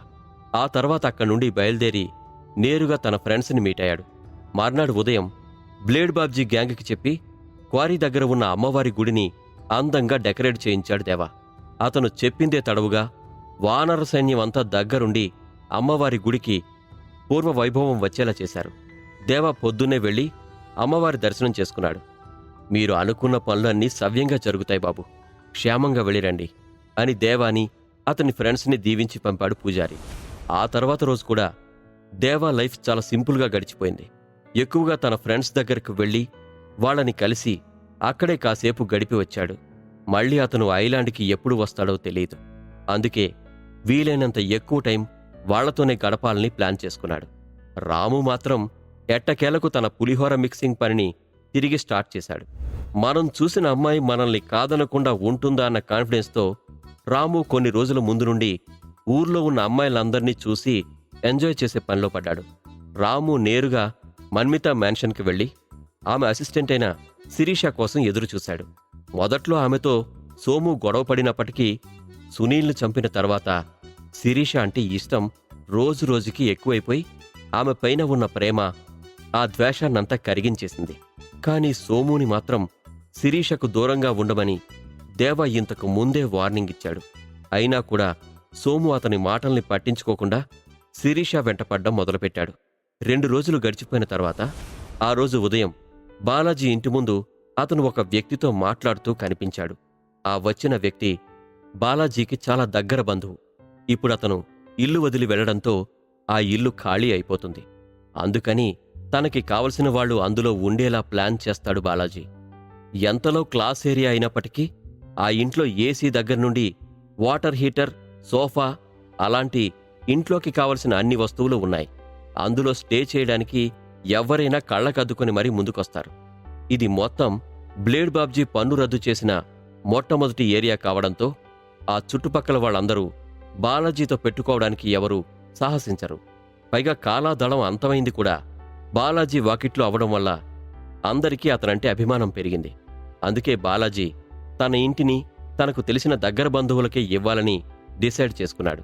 పుట్టిన దగ్గర్నుండి బాలాజీ అక్కడే ఉండడం వలన ఆ ద్వీపం దాటి బయటికి వెళ్లాలని అప్పుడప్పుడు కోరిక కలిగినప్పటికీ నిజంగా వెళ్లాల్సిన సమయం వచ్చినప్పుడు మాత్రం అతని మనసు చాలా భారంగా మారిపోయింది. మరోవైపు, ఇంకెంత లేట్ చేస్తావు, రా వెళదాం, అన్నీ సర్దేశావా, నీ బొమ్మలు బట్టలు అన్నీ పెట్టుకున్నావా అని ఆసక్తిగా బిందుని అడిగింది హరిణి. ఓ, అన్నీ సర్దేశానక్క, మా ఆరాధ్య టీచర్ చెప్పిన బుక్స్ కూడా పెట్టుకున్నాను అని ఉత్సాహంగా చెప్పింది బిందు. హరిణి ఎప్పుడెప్పుడు ముంబై తిరిగి వెళదామా అని ఆరాటపడుతూ ఉంది. దాదాపు 2 నెలలకు పైగా ఇక్కడ ఉన్నప్పటికీ ఆమె ఈ ఏరియాకి అలవాటు పడలేదు. హరిణి తన సొంత ఊరిని, పేరెంట్స్ని చాలా మిస్ అవుతుంది. నేను రెడీ అయిపోయానక్క అని తల ఊపి రెడీగా తన వస్తువులు పట్టుకొనొచ్చి వెయిట్ చేసింది బిందు. దేవా తీసుకొచ్చిన 2 కార్లతో పాటు మరొక కార్ వీర్రాజు తీసుకొచ్చి ఇంటి ముందు ఎదురు చూస్తూ ఉన్నాడు. బయట నిలబడిన గ్రీష్మ భుజానికి పెద్ద బ్యాగ్ తగిలించుకొని చేతిలో ఉన్న కర్చీఫ్తో కన్నీళ్లు తుడుచుకుంటూ ఉంది. ఆమెని చూసి, ఏడవకు తల్లి, నా బంగారం కదా, మనం ఫ్యూచర్లో మళ్ళీ కలుసుకుంటాం, నువ్విలా ఏడిస్తే ఎలా చెప్పు అని ఆమెని ఓదార్చే ప్రయత్నం చేశాడు గురునాథం. నీకు ఎవరైనా తోడుండాల్సిన వయసులో నన్ను దూరంగా పంపించేస్తున్నావు తాతయ్య, నువ్వొక్కడివి ఎలా ఉంటావు అని మరింత ఏడ్చింది గ్రీష్మ. నాకేం కాదమ్మా, నేను ఇక్కడ చాలా సంతోషంగా ఉంటాను. నీ జీవితం బాగుండడమే నాకు కావాలి. దేవా ఏం చెప్తే అది వినాలి. అతని మాట కాదనడం అది చేయకూడదు, సరేనా అని ఆమెతో చెప్తుండగా అందుకు సరేనని తల ఊపింది గ్రీష్మ. బయటకు వచ్చిన దేవా వాళ్ల మాటలు విని గురునాథం వైపు చూసి ముఖం చిట్లించాడు. వెళదాం పద అని ముక్తసరిగా అన్నాడు దేవా. వెళుతూ వెళుతూ తాతయ్య వైపు బాధగా చూస్తూ దేవా వెనకే కారు వైపు అడుగు వేసింది గ్రీష్మ. అతని మాటల్లో చిరాకును చూసిన వీర్రాజు నవ్వుకుంటూ బాలాజీ కుటుంబాన్ని తీసుకుని వెళ్లి మరొక కారులో కూర్చోబెట్టాడు. కాసేపట్లోనే 3 కార్లు నేరుగా పోర్టు వైపు కదిలాయి. ఆ పోర్టు ఎక్కడ ఉందో అందరికీ తెలుసు. కానీ దాన్ని చాలా తక్కువ మంది మాత్రమే చూశారు. ఎందుకంటే అదంతా కాసింకి చెందిన ఏరియా. ఆ ప్రదేశంలో అన్ని రకాల సదుపాయాలు ఉంటాయి. అంతేకాదు, బయట ప్రపంచంతో కమ్యూనికేట్ చేసే ఏకైక ప్రదేశం కూడా అదే. అందుకే కాసిం దానిని కంట్రోల్ చేస్తూ ఉంటాడు. ఇది వరకు మహేంద్ర నుంచి వచ్చిన ఇన్ఫర్మేషన్ కూడా కాసింకి చెందిన ఈ ఏరియా నుండి వచ్చింది. చుట్టూ ఒకసారి పోర్ట్ అంతా చూసిన దేవా 5 సంవత్సరాల క్రితం ఇదే పోర్టు నుండి వెళ్ళాడు. మళ్ళీ ఇప్పుడు ఎన్నో సంఘటనల్ని మూటకట్టుకుని తిరిగి వెళుతున్నాడు అని గాఢంగా నిట్టూర్చాడు. అప్పటికే బాబ్జీ తన మనుషులతో పాటు పోర్టు దగ్గర వెయిట్ చేస్తూ ఉన్నాడు. పోర్టు బయట ఉన్న కంటైనర్స్ చూసి బాబ్జీ నోరు ఊరిపోయింది. ఎందుకంటే అవన్నీ షిప్స్లో మాత్రమే దొరికే కాస్ట్లీ ఫుడ్ ఐటమ్స్, ఫారిన్ మందు లాంటివి. అక్కడ చాలా పెద్ద పెద్ద కార్గో షిప్స్ కూడా ఉన్నాయి. అదంతా చూస్తూ, ఈ కాసింగాడు తిండికి ఇంత ఖర్చు పెట్టి మరీ బయట ప్రపంచం నుంచి తెప్పించుకుంటున్నాడు, మేం మాత్రం అదే పాలకూర అదే గోంగూర తినాల్సి వస్తుంది అని గొణుగుతూ అన్నాడు బాబ్జీ. అతని మాటల్ని సగం సగం విన్న భద్రం కలగజేసుకుని, ఏంటన్నా తోటకూర పాలకూర అంటున్నావు, అవేమన్నా తీసుకుని రమ్మంటావా, నీకు అంతిష్టమా అని అడిగాడు. ఒరేయ్ చెవిటి సన్నాసి, నీకు కొంచెం వినబడుతుంది, మరి కొంచెం వినబడదు, నువ్వు ఎందుకురా మధ్యలో దూరుతావు, వెళ్ళి అందరూ వచ్చారో రాలేదో చూడు అని అతని మీద విసుక్కున్నాడు బాబ్జీ. ఏంటన్నా ఇంత దూరం వచ్చి రాను అంటున్నావు, నువ్వు లేకుండా మేము ఎలా వెళతాం అని అలిగినట్టు ఫేస్ పెట్టాడు భద్రం. ఒరే భద్రం, నీకు దండం పెడతాన్రా, పక్కకి పోరా, నీతో అరిచి నా గొంతు పోయేలా ఉంది అని చెప్పి నేను వస్తున్నాను అని సైగ చేసి అతనికి అర్థమైనట్టు చెప్పాడు బాబ్జీ. మా అన్న పైకలా కనిపిస్తాడు గాని మేమంటే ఎంత ప్రేమో. అతను రాకుండా మేం కూడా వెళ్ళవనేసరికి వెంటనే మనసు మార్చుకున్నాడు అని ఆనంద బాష్పాలు కారుస్తూ, నువ్వు బాగుండాలన్నా అని చెప్తూ వెనక ఉన్న జనాన్ని చూసి, రేయ్, అందరూ ఇంకా చూస్తున్నారేంటి? అన్న మనతో వస్తున్నాడు, మీరేం బాధపడకండి అని అందర్నీ కంగారు పెట్టాడు భద్రం. అతను బాబ్జీకి అసిస్టెంట్. తెలిసిన వాళ్ల రికమెండేషన్తో బాబ్జీ దగ్గర పనిలో చేరిపోయాడు భద్రం. కాని అతని చెవుడుతో బాబ్జీ పై ప్రాణాలు పైనే పోతున్నాయి. సరిగ్గా అప్పుడే పోర్ట్ ఎంట్రన్స్ గేట్ దగ్గర చిరునవ్వుతో నిలబడి ఉన్న కాసింతో పాటు శ్రీధర్ కూడా కనిపించాడు. అతని వెనకే చేతులు కాళ్ళు కట్టేసి నిలబడిన లోక్నాథ్ కనిపించాడు. దేవాను చూడగానే అతని గుండెల్లో వణుకు మొదలైంది. గుటకలు వేస్తూ దేవాను సూటిగా చూడలేక తల దించుకున్నాడు. వాళ్ళని చూసిన దేవా పక్కనే ఉన్న బ్లేడ్ బాబ్జీని కూడా పట్టించుకోకుండా ముందుకు వెళ్లబోతుండగా, మేము ఇక్కడ ఉంటే నువ్వెటు వెళ్ళిపోతున్నావు? మేం వచ్చి చాలాసేపైంది తెలుసా అని అన్నాడు బాబ్జీ. ఒక్క నిమిషం, నేను మీతో మళ్ళీ మాట్లాడతాను అని వాళ్లతో చెప్పి ముందుకి నడిచాడు దేవా. కాసిం, శ్రీధర్ కూడా దేవా ముందుకొచ్చి, మీకోసం 2 క్రూజ్ షిప్పులు రెడీ చేశాం. వాటిలో ఒకటి 2500 మందిని, మరొకటి 1500 మందిని తీసుకుని వెళ్ళడానికి సరిపోతుంది అని వివరించాడు శ్రీధర్. హా, మా అందరికీ ఈ 2 షిప్పులు సరిపోతాయి అని దేవా చాలా తేలికగా అన్నాడు. కాసిం మాత్రం చిన్నగా నవ్వి, నువ్వు క్షేమంగా వెళ్ళి తిరిగి ఇక్కడికి రాకుండా ఉండాలని మనస్ఫూర్తిగా కోరుకుంటున్నాను అని అతని మొహం మీద చెప్పాడు. కాసిం మాటల్ని పట్టించుకోకుండా దేవా వెనక్కి తిరిగి బాబ్జీ వైపు చూసి, మీ మనుషులందర్నీ ఆ షిప్లోకి పంపించాం. వాళ్ళకి కావలసిన ఏర్పాట్లు చేయి, అదంతా మీదే అని దేవా చెప్పగా సంతోషంగా తల ఊపాడు బాబ్జీ. కాసిం తీసుకొచ్చిన మనుషుల సహాయంతో బ్లేడ్ గ్యాంగ్ అందరూ తమ తమ లగేజ్లని పట్టుకుని షిప్ వైపు నడిచారు. వాళ్లు వెళ్లిన కొద్దిసేపటికే బంధించి ఉన్న లోక్నాథ్ను దేవా ముందుకు నెట్టాడు శ్రీధర్. అతన్ని చూసి చిరాకు పడుతూ, ఎక్కడికి వెళ్ళినా జాగ్రత్తగా ఉండడం నేర్చుకో. టీవీల్లాగా నిన్ను చంపడం కూడా పెద్ద లెక్కేమీ కాదు. ఆల్రెడీ నువ్వు పోయావని న్యూస్ స్ప్రెడ్ చేశాను. సో నువ్వు తప్పించుకున్నా దొరికిన చోట చంపేసి ముందే పోయావని ఎన్కౌంటర్లో వేసేస్తాను, జాగ్రత్త అని వార్నింగ్ ఇచ్చాడు దేవా. లోక్నాథ్ను చూసిన ప్రతి క్షణం అతను ఇక మీదట నైట్ రైడర్ కాదన్న నిజాన్ని జీర్ణించుకోలేకపోతున్నాడు దేవా. ఇంతలో అతని భుజం తట్టి ధైర్యం చెప్తూ, ఏం ఆలోచిస్తున్నావు దేవా? నువ్వు ఎప్పుడు కావాలంటే అప్పుడు ఇక్కడికి సంతోషంగా రావచ్చు. నిన్ను ఇక్కడి నుంచి పంపించే ధైర్యం ఎవ్వరూ చేయరు అని చెప్పి ఏదో గుర్తొచ్చినట్టు అతని జేబులో నుండి ఒక కవర్ బయటికి తీసి దేవా చేతికి ఇచ్చాడు శ్రీధర్. ఆ కవర్ను అయోమయంగా చూశాడు దేవా. శ్రీధర్ ఇచ్చిన కవర్లో ఏముంది? లోక్నాథ్ కూడా సీక్రెట్ ఐలాండ్కి వస్తున్నాడా? దేవాకి ఎదురవ్వబోతున్న ప్రమాదాలేంటి? ఈ ఇంట్రెస్టింగ్ క్వశ్చన్స్కి సమాధానాలు తెలియాలి అంటే కిల్లర్ స్టోరీని తప్పకుండా వినండి. Stay tune to pocket FM. Like a fire, roaring like a lion, ready to play, time to slay, he's back again. Episode 271 మళ్లీ రావద్దు. యూనియన్ ఆర్మీ ఉన్న ఐలాండ్కి వెళ్లడానికి దేవా టీం అందరూ పోర్టు దగ్గరికి చేరుకుంటారు. కాసిం, శ్రీధర్ ఇద్దరూ లోక్నాథ్ని తీసుకుని వస్తారు. ఆ తర్వాత దేవా చేతికి శ్రీధర్ ఒక ఎన్వలప్ ఇస్తాడు. దాన్ని పట్టుకుని అయోమయంగా చూస్తున్న దేవాను, వెళ్లిన తర్వాత బెంగళూరులో మా సీనియర్కి లెటర్ ఇవ్వు అని చెప్పాడు శ్రీధర్. దేవా నిజానికి శ్రీధర్ గురించి మరింత తెలుసుకోవాలని చాలా ఆసక్తిగా ఉన్నాడు. అతను ఒక నైట్ రైడర్ అయినప్పటికీ ఈ అండమాన్లో చాలా రహస్యంగా ఉంటాడు. అంతేకాకుండా బెంగళూరులో అతను ఒక టాప్ చెఫ్ కూడా. ఇది నిజంగా ఎవరూ నమ్మలేని నిజం. ఎటువంటి బ్యాక్గ్రౌండ్ లేకుండా ఎన్నో ఏళ్ల క్రితం బెంగళూరు వచ్చి తనకంటూ ఒక సొంత బ్రాండ్ ఇమేజ్ని క్రియేట్ చేశాడు శ్రీధర్. ఆ తర్వాత శ్రీధర్తో దేవా మాట్లాడుతూ ఉండగానే వారి వెనక చాలా బస్సులు నెమ్మదిగా వచ్చి ఆగాయి. ఆపై అందులో నుండి బ్లాక్ డ్రెస్ వేసుకున్న మన్మిత బయటకొచ్చింది. ఆమె వైపు చూస్తూ కాసిం నిట్టూరుస్తూ, ఇన్ని సంవత్సరాలుగా ఇక్కడ ఉండి ఇప్పుడు సడన్గా వెళ్ళిపోవాలనుకుంటున్నావా మన్మిత అని సూటిగా ప్రశ్నించాడు.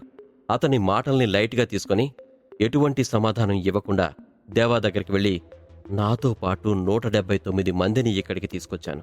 అందులో కొంతమంది ఇక్కడి నుంచి వెళ్ళిపోవడానికి ఇష్టపడలేదు.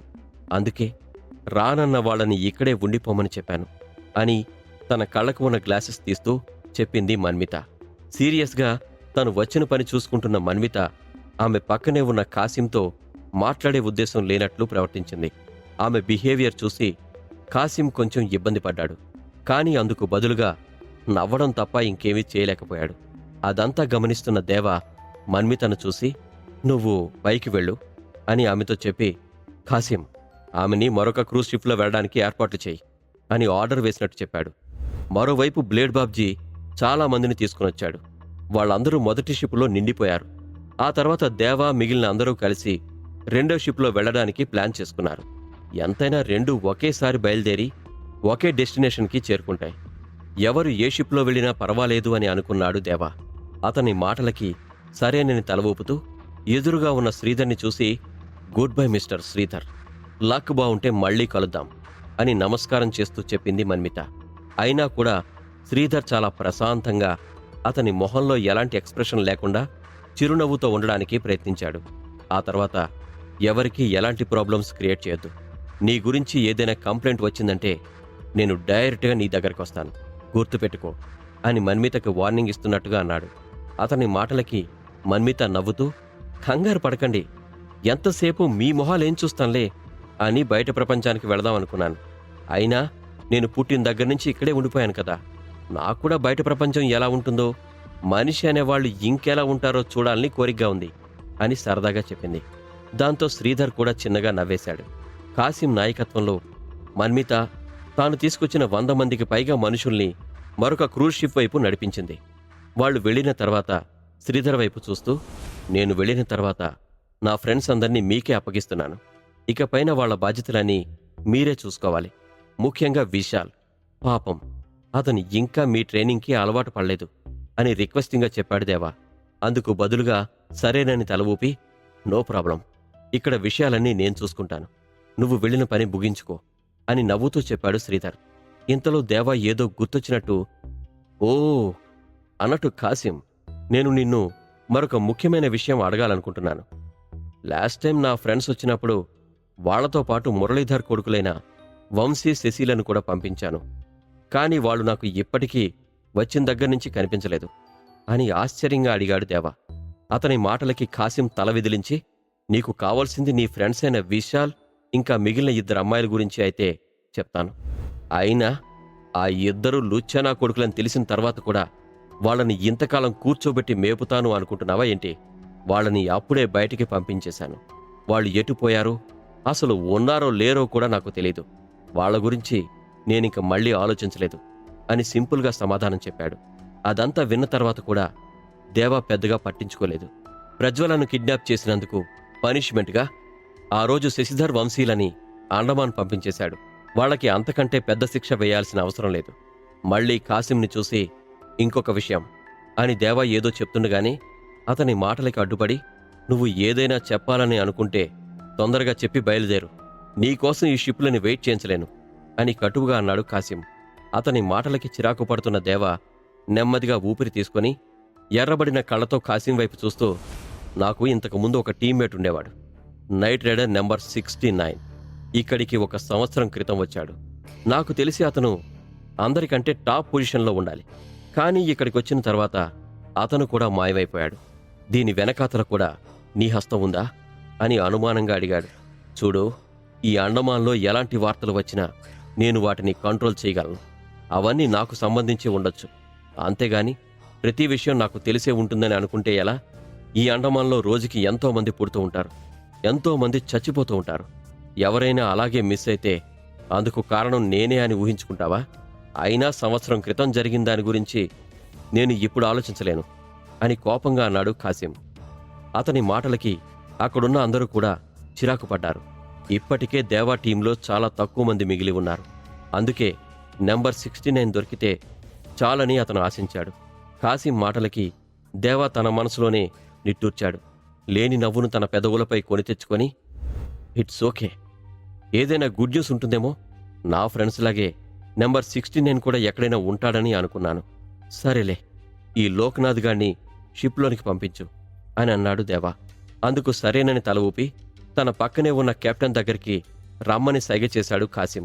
శ్రీధర్ మాత్రం వెనక్కి తిరిగి తన కారు వైపు వెళ్లబోతూ మళ్లీ దేవా దగ్గరికొచ్చి, నేను స్వయంగా డెవిల్ని తీసుకుని వెళ్ళి పెద్ద ఆయనకి అప్పచెప్తాను, నువ్వేం కంగారు పడకు, ఎంతైనా ఆయనే పెంచి పెద్ద చేశాడు కాబట్టి డెవిల్ని ఎలా హ్యాండిల్ చేయాలో మహేంద్ర చూసుకుంటారు అని హామీ ఇచ్చాడు.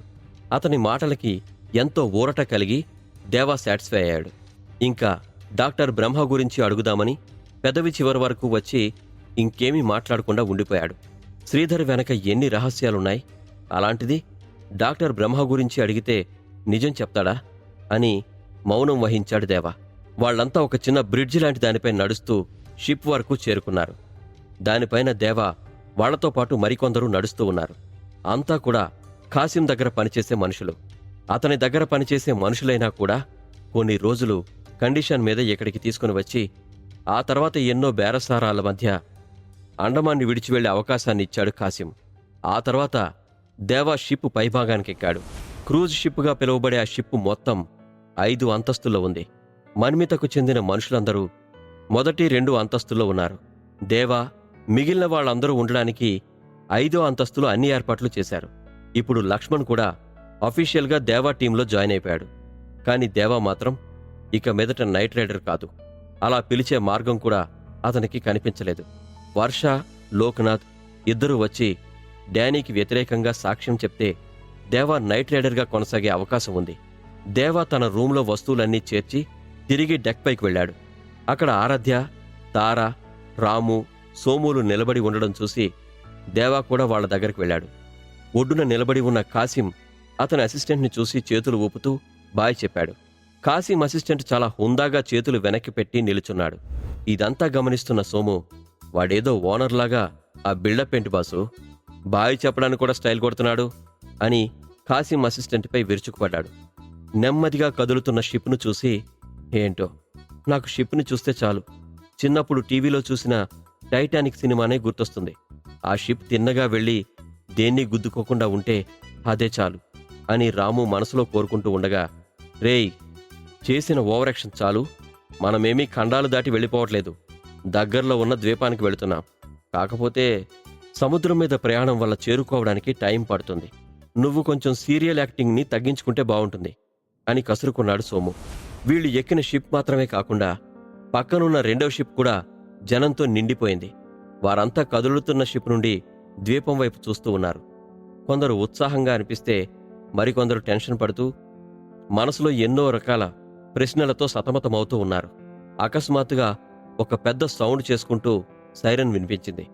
ఆ షిప్ నెమ్మదిగా వణుకుతున్నట్టు అనిపించి ద్వీపం నుండి దూరంగా జరుగుతూ బయలుదేరడం మొదలుపెట్టింది. వాళ్ళందర్నీ చూస్తూ కాసిం మరొక్కసారి బాయ్ చెప్పాడు. కాని సోముకు మాత్రం వీడేంటి నిజంగా బాయ్ చెప్తున్నాడా లేక గుడ్ బై చెప్తున్నాడా అని అనుమానంగా చూశాడు. క్షేమంగా వెళ్ళిరా అని చెప్పడానికి వాడేమన్నా మన చుట్టమా, కనీసం మన మొహాలు కూడా కనిపించకుండా ఎటైనా పోతే బాగుంటుందేమో అని ఆలోచించే వాళ్లలో ఫస్ట్ పర్సన్ వాడే. అందుకని వాడి నుండి ఆశీర్వాదాలు నువ్వెక్స్పెక్ట్ చేయకు. ఆ కాసిం మనసులో అనుకున్న మాటలు కాని నువ్వు వింటే ఇప్పుడే సముద్రంలోకి దూకి చచ్చిపోతావు అని చెప్పాడు రాము.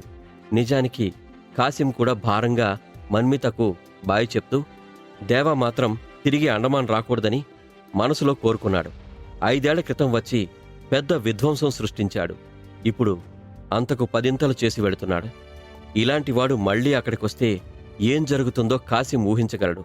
ఇంతలో డెక్ మీద ఉన్న రివాల్వింగ్ చైర్ ఎక్కి కూర్చుని, యాహూ, నేను తిరిగి వెళ్ళిపోతున్నాను, ఇప్పుడు నాకు కూడా చాలా సంతోషంగా ఉంది అని నెమ్మదిగా చెప్తూ చిన్నపిల్లలా సంతోషపడింది హరిణి.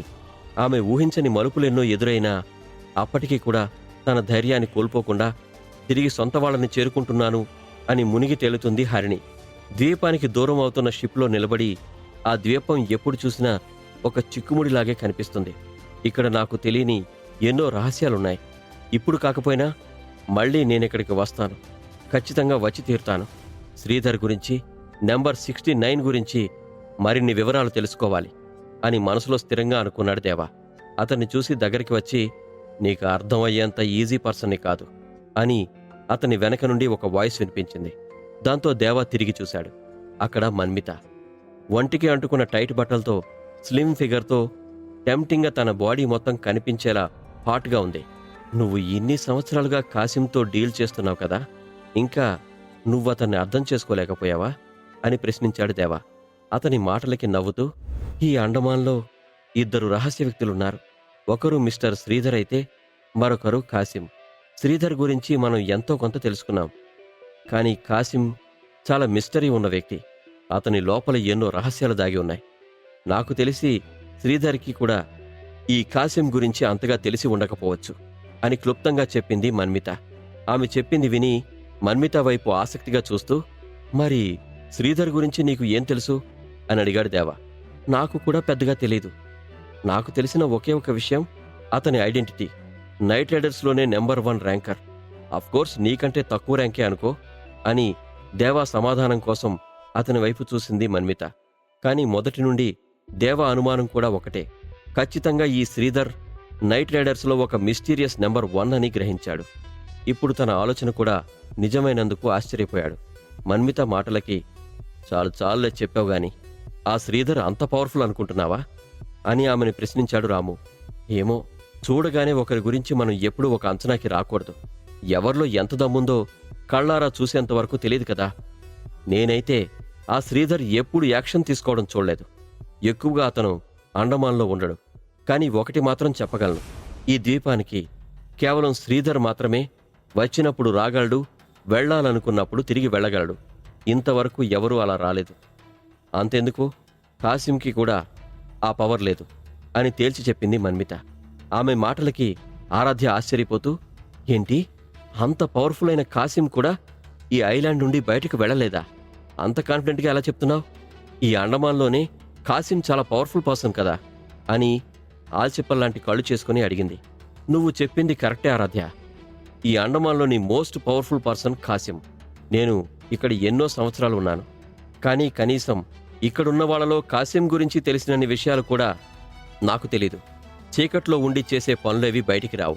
నేను కలిసిన తర్వాత 1-2 సార్లు కాసిం దగ్గర నుంచి కూడా తను ఇక్కడి నుంచి వెళ్లాలనుకున్నా వెళ్ళలేకపోతున్నట్టు తెలిసింది అని చెప్పుకొచ్చింది మన్మిత. అసలు ఈ ఐలాండ్ ఎలా ఫామ్ అయిందో, ఇక్కడ కాసిం ఎలా ఫేమస్ అయ్యాడో నీకు తెలుసా అని సడన్గా అడిగాడు దేవా. నేను చాలా సంవత్సరాల క్రితం ఇక్కడికి వచ్చాను. అప్పటినుండి ఈ ద్వీపం నుంచి బయటపడే మార్గం నాకు కనిపించలేదు. కాసిం మాత్రం నువ్వు అనుకునేంత ఈజీ పర్సన్ కాదు అని నిస్సహాయంగా చెప్పింది మన్మిత. కాసిం గురించి దేవా తెలుసుకోబోతున్న నిజాలేంటి? మన్మిత ఏమని వార్నింగ్ ఇస్తుంది? లోక్నాథ్ ఎక్కడ ఉన్నాడు? డానీకి వ్యతిరేకంగా సాక్ష్యం చెప్తాడా?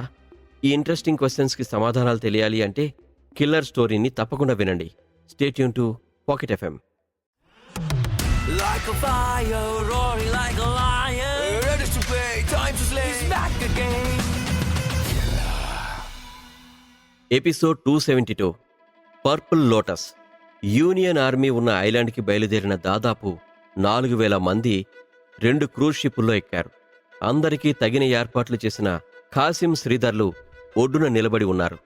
డెక్ పైన ఉన్న దేవా, అతని టీం దగ్గరికి వచ్చిన మన్మిత అతని ఆలోచన తెలిసిన దానిలా కాసిం గురించి, శ్రీధర్ గురించి ఆమెకి తెలిసిన విషయాలు చెప్పింది. ఆమె మాటలకి ఏమని సమాధానం చెప్పాలో దేవాకు అర్థం కాక అతను నోరు మెదపలేదు. మన్మితకి కూడా ఈ అండమాన్ గురించి పూర్తిగా తెలియదని అనుకున్నాడు. మరి అలాంటప్పుడు శ్రీధర్కి ఈ పవర్స్ అన్నీ ఎక్కడి నుంచి వచ్చాయి అని ప్రశ్నించింది తారా. ఆమె మాటలకి తల అడ్డంగా ఊపుతూ, అదే మాకు కూడా అర్థం కావట్లేదు. ఎన్నో సంవత్సరాల క్రితం అనుకుంటా. అప్పుడు శ్రీధర్కి ఒక 16 ఏళ్లుంటాయి. ఆ సమయంలో అండమాన్ నడి రోడ్డు మీద అతను చాలా కోపంగా ఉన్నాడు. అదే టైంలో శ్రీధర్ ముందు మోకాళ్లపై కూర్చొని కాసిం భయంతో వణికిపోవడం ఈ సిటీలో చాలామంది చూశారంట. అప్పట్నుండి శ్రీధర్ని ఎవరూ రెచ్చగొట్టే ప్రయత్నం చేయలేదు. అప్పుడు ఈ ఐలాండ్ వదిలి వెళ్ళినవాడు చాలా కాలం తర్వాత తిరిగొచ్చాడు అని చెప్పింది మన్మిత. ఏంటి, నువ్వు అప్పుడు పుట్టావా అని ఆశ్చర్యంగా అడిగాడు రాము. అతని మాటలకి కోపగించుకొని మొహం తిప్పుకుంది మన్మిత. శ్రీధర్ గురించి దేవాకి ఇంతకు ముందే తెలుసు. అతను ఇక్కడి నుంచి వెళ్ళిపోయిన తర్వాత బెంగళూరులో స్థిరపడి అక్కడే ఒక రెస్టారెంట్లో పట్టుబడ్డాడని మాటల సందర్భంలో ఒకసారి ఆదర్శ్ తాత మార్తాండ్ రంగనాథ్ చెప్పాడు. వాళ్ళు ఈ విధంగా మాట్లాడుకుంటూ ఉండగా పోర్టు దగ్గర నిలబడి గుడ్ బై చెప్తున్న కాసిం షర్ట్ స్లీవ్ వెనక్కి జరిగి చేతిపైన ఉన్న టాటూ బయటపడింది. అది ఒక పవర్ఫుల్ లోటస్ సింబల్. అది గమనించిన కాసిం అసిస్టెంట్, మాస్టర్, మీ పచ్చబొట్టు బయటికి కనిపిస్తోంది అని కాసింను జాగ్రత్త పడమని గుర్తు చేశాడు. దాంతో ఒక్కసారిగా స్టన్ అయిన కాసిం వెంటనే తన చేతిని కిందకి దింపి ఆ దేవా వెళ్ళిపోతున్నాడని ఆనందంతో నేను కొంచెం కేర్లెస్గా ఉన్నాను. బ్రతికించావు. ఇది దేవా గనక చూసి ఉంటే నా పని అంతే ఇంకా అని కంగారు పడుతూ చుట్టూ చూశాడు. ఏంటి మాస్టర్, మీరు అతనికి భయపడుతున్నారా అని అడగకుండా ఉండలేకపోయాడు అసిస్టెంట్. అతని మాటలకి తడబడుతూ, భయమా? అయినా నేనెందుకు భయపడాలి? అతను ఎలాంటి వ్యక్తో నాకు ఎప్పటికీ ఒక ఐడియా రాలేదు.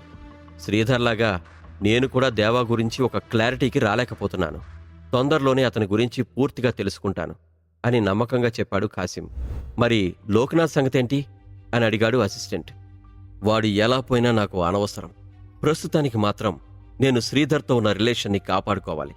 అతనికి ఏమాత్రం కోపం తెప్పించే పనులు గాని, నా వీక్నెస్ గురించి బయటపెట్టే పనులు గాని చేయకుండా జాగ్రత్త పడాలి.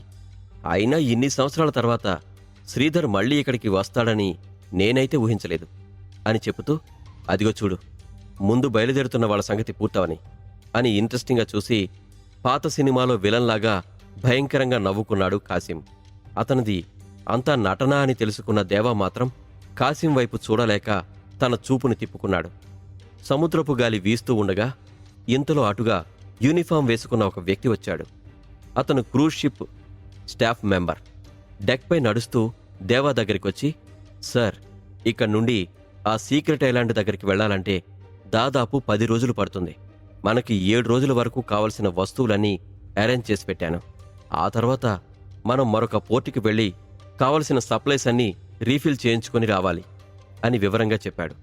అతని మాటలకి సరేనని తల ఊపి, ఇట్స్ ఓకే, సప్లైస్ తక్కువయ్యి ఎవరికి ఏ ప్రాబ్లం రాకుండా ఉంటే చాలు అని చెప్పాడు దేవా.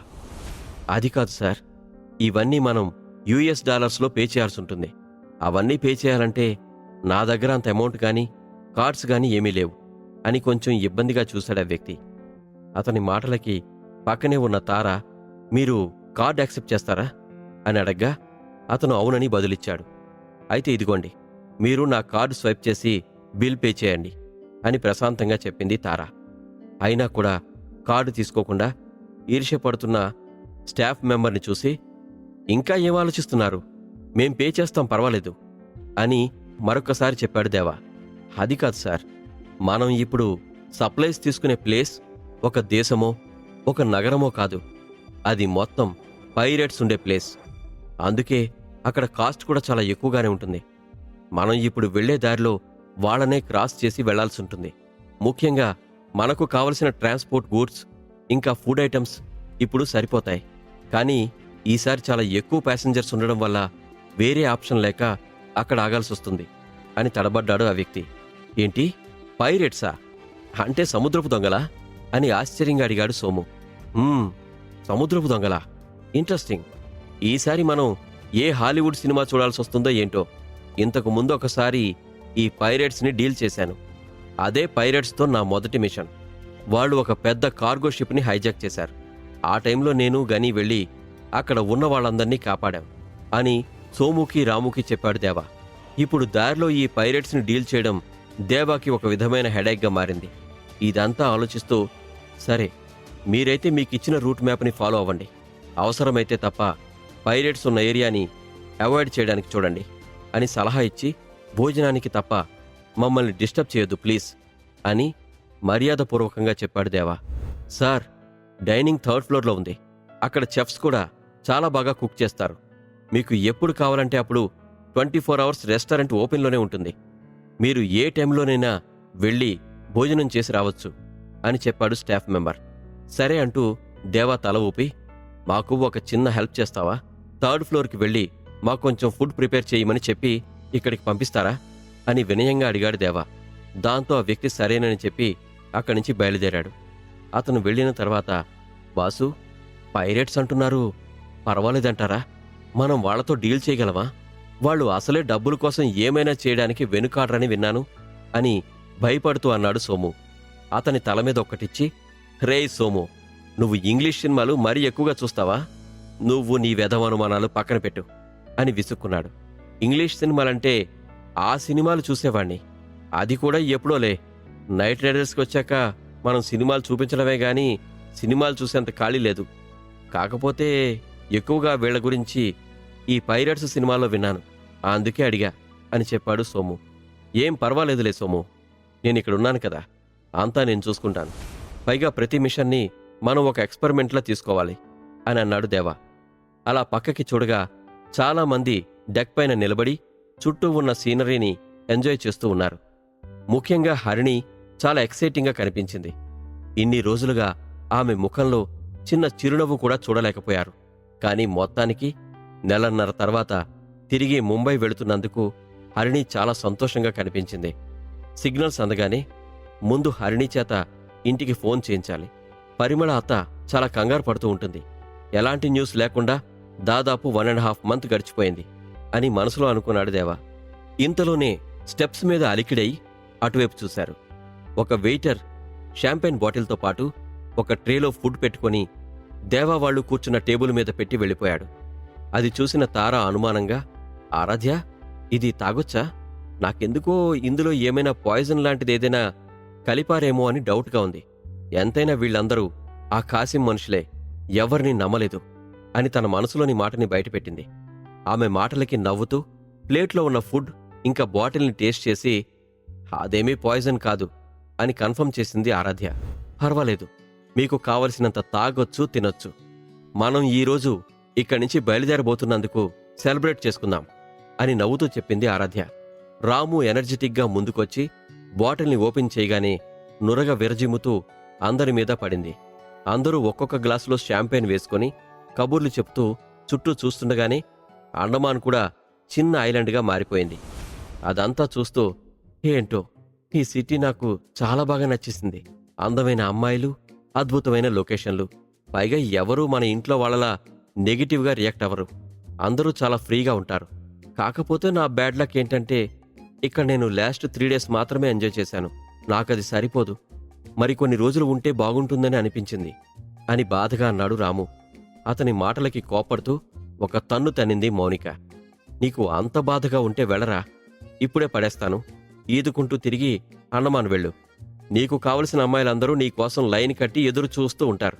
నీకేం తెలుసు, నీ పేరు చెప్తే ఇక్కడ అమ్మాయిలు కూడా దడుచుకుంటున్నారు. నీకు ఫ్యూచర్లో వచ్చే పిల్ల ఉంటుంది చూడు, అది రాళ్లతో పూజ చేసుకుని ఉంటుంది. నీలాంటి దరిద్రుని చేసుకోవాల్సి వస్తుంది. పాపం, అందుకు ఆ అమ్మాయి ఎంత బాధపడుతూ ఉంటుందో తలుచుకుంటేనే నాకు జాలేస్తోంది. అయినా నైట్ రైడర్గా ఉంటూ కూడా ఇలాంటి దరిద్రగొట్టు పనులు చేయడానికి సిగ్గులేదా నీకు అని చిటపటలాడింది. హలో హలో హిట్లర్, కొంచెం నీ మాటలకి బ్రేక్ వేయి. అయినా నేనిప్పుడు నైట్ రైడర్ని కాదు కదా. అన్నతో పాటే నేను కూడా నా జాబ్కి రిజైన్ చేశాను.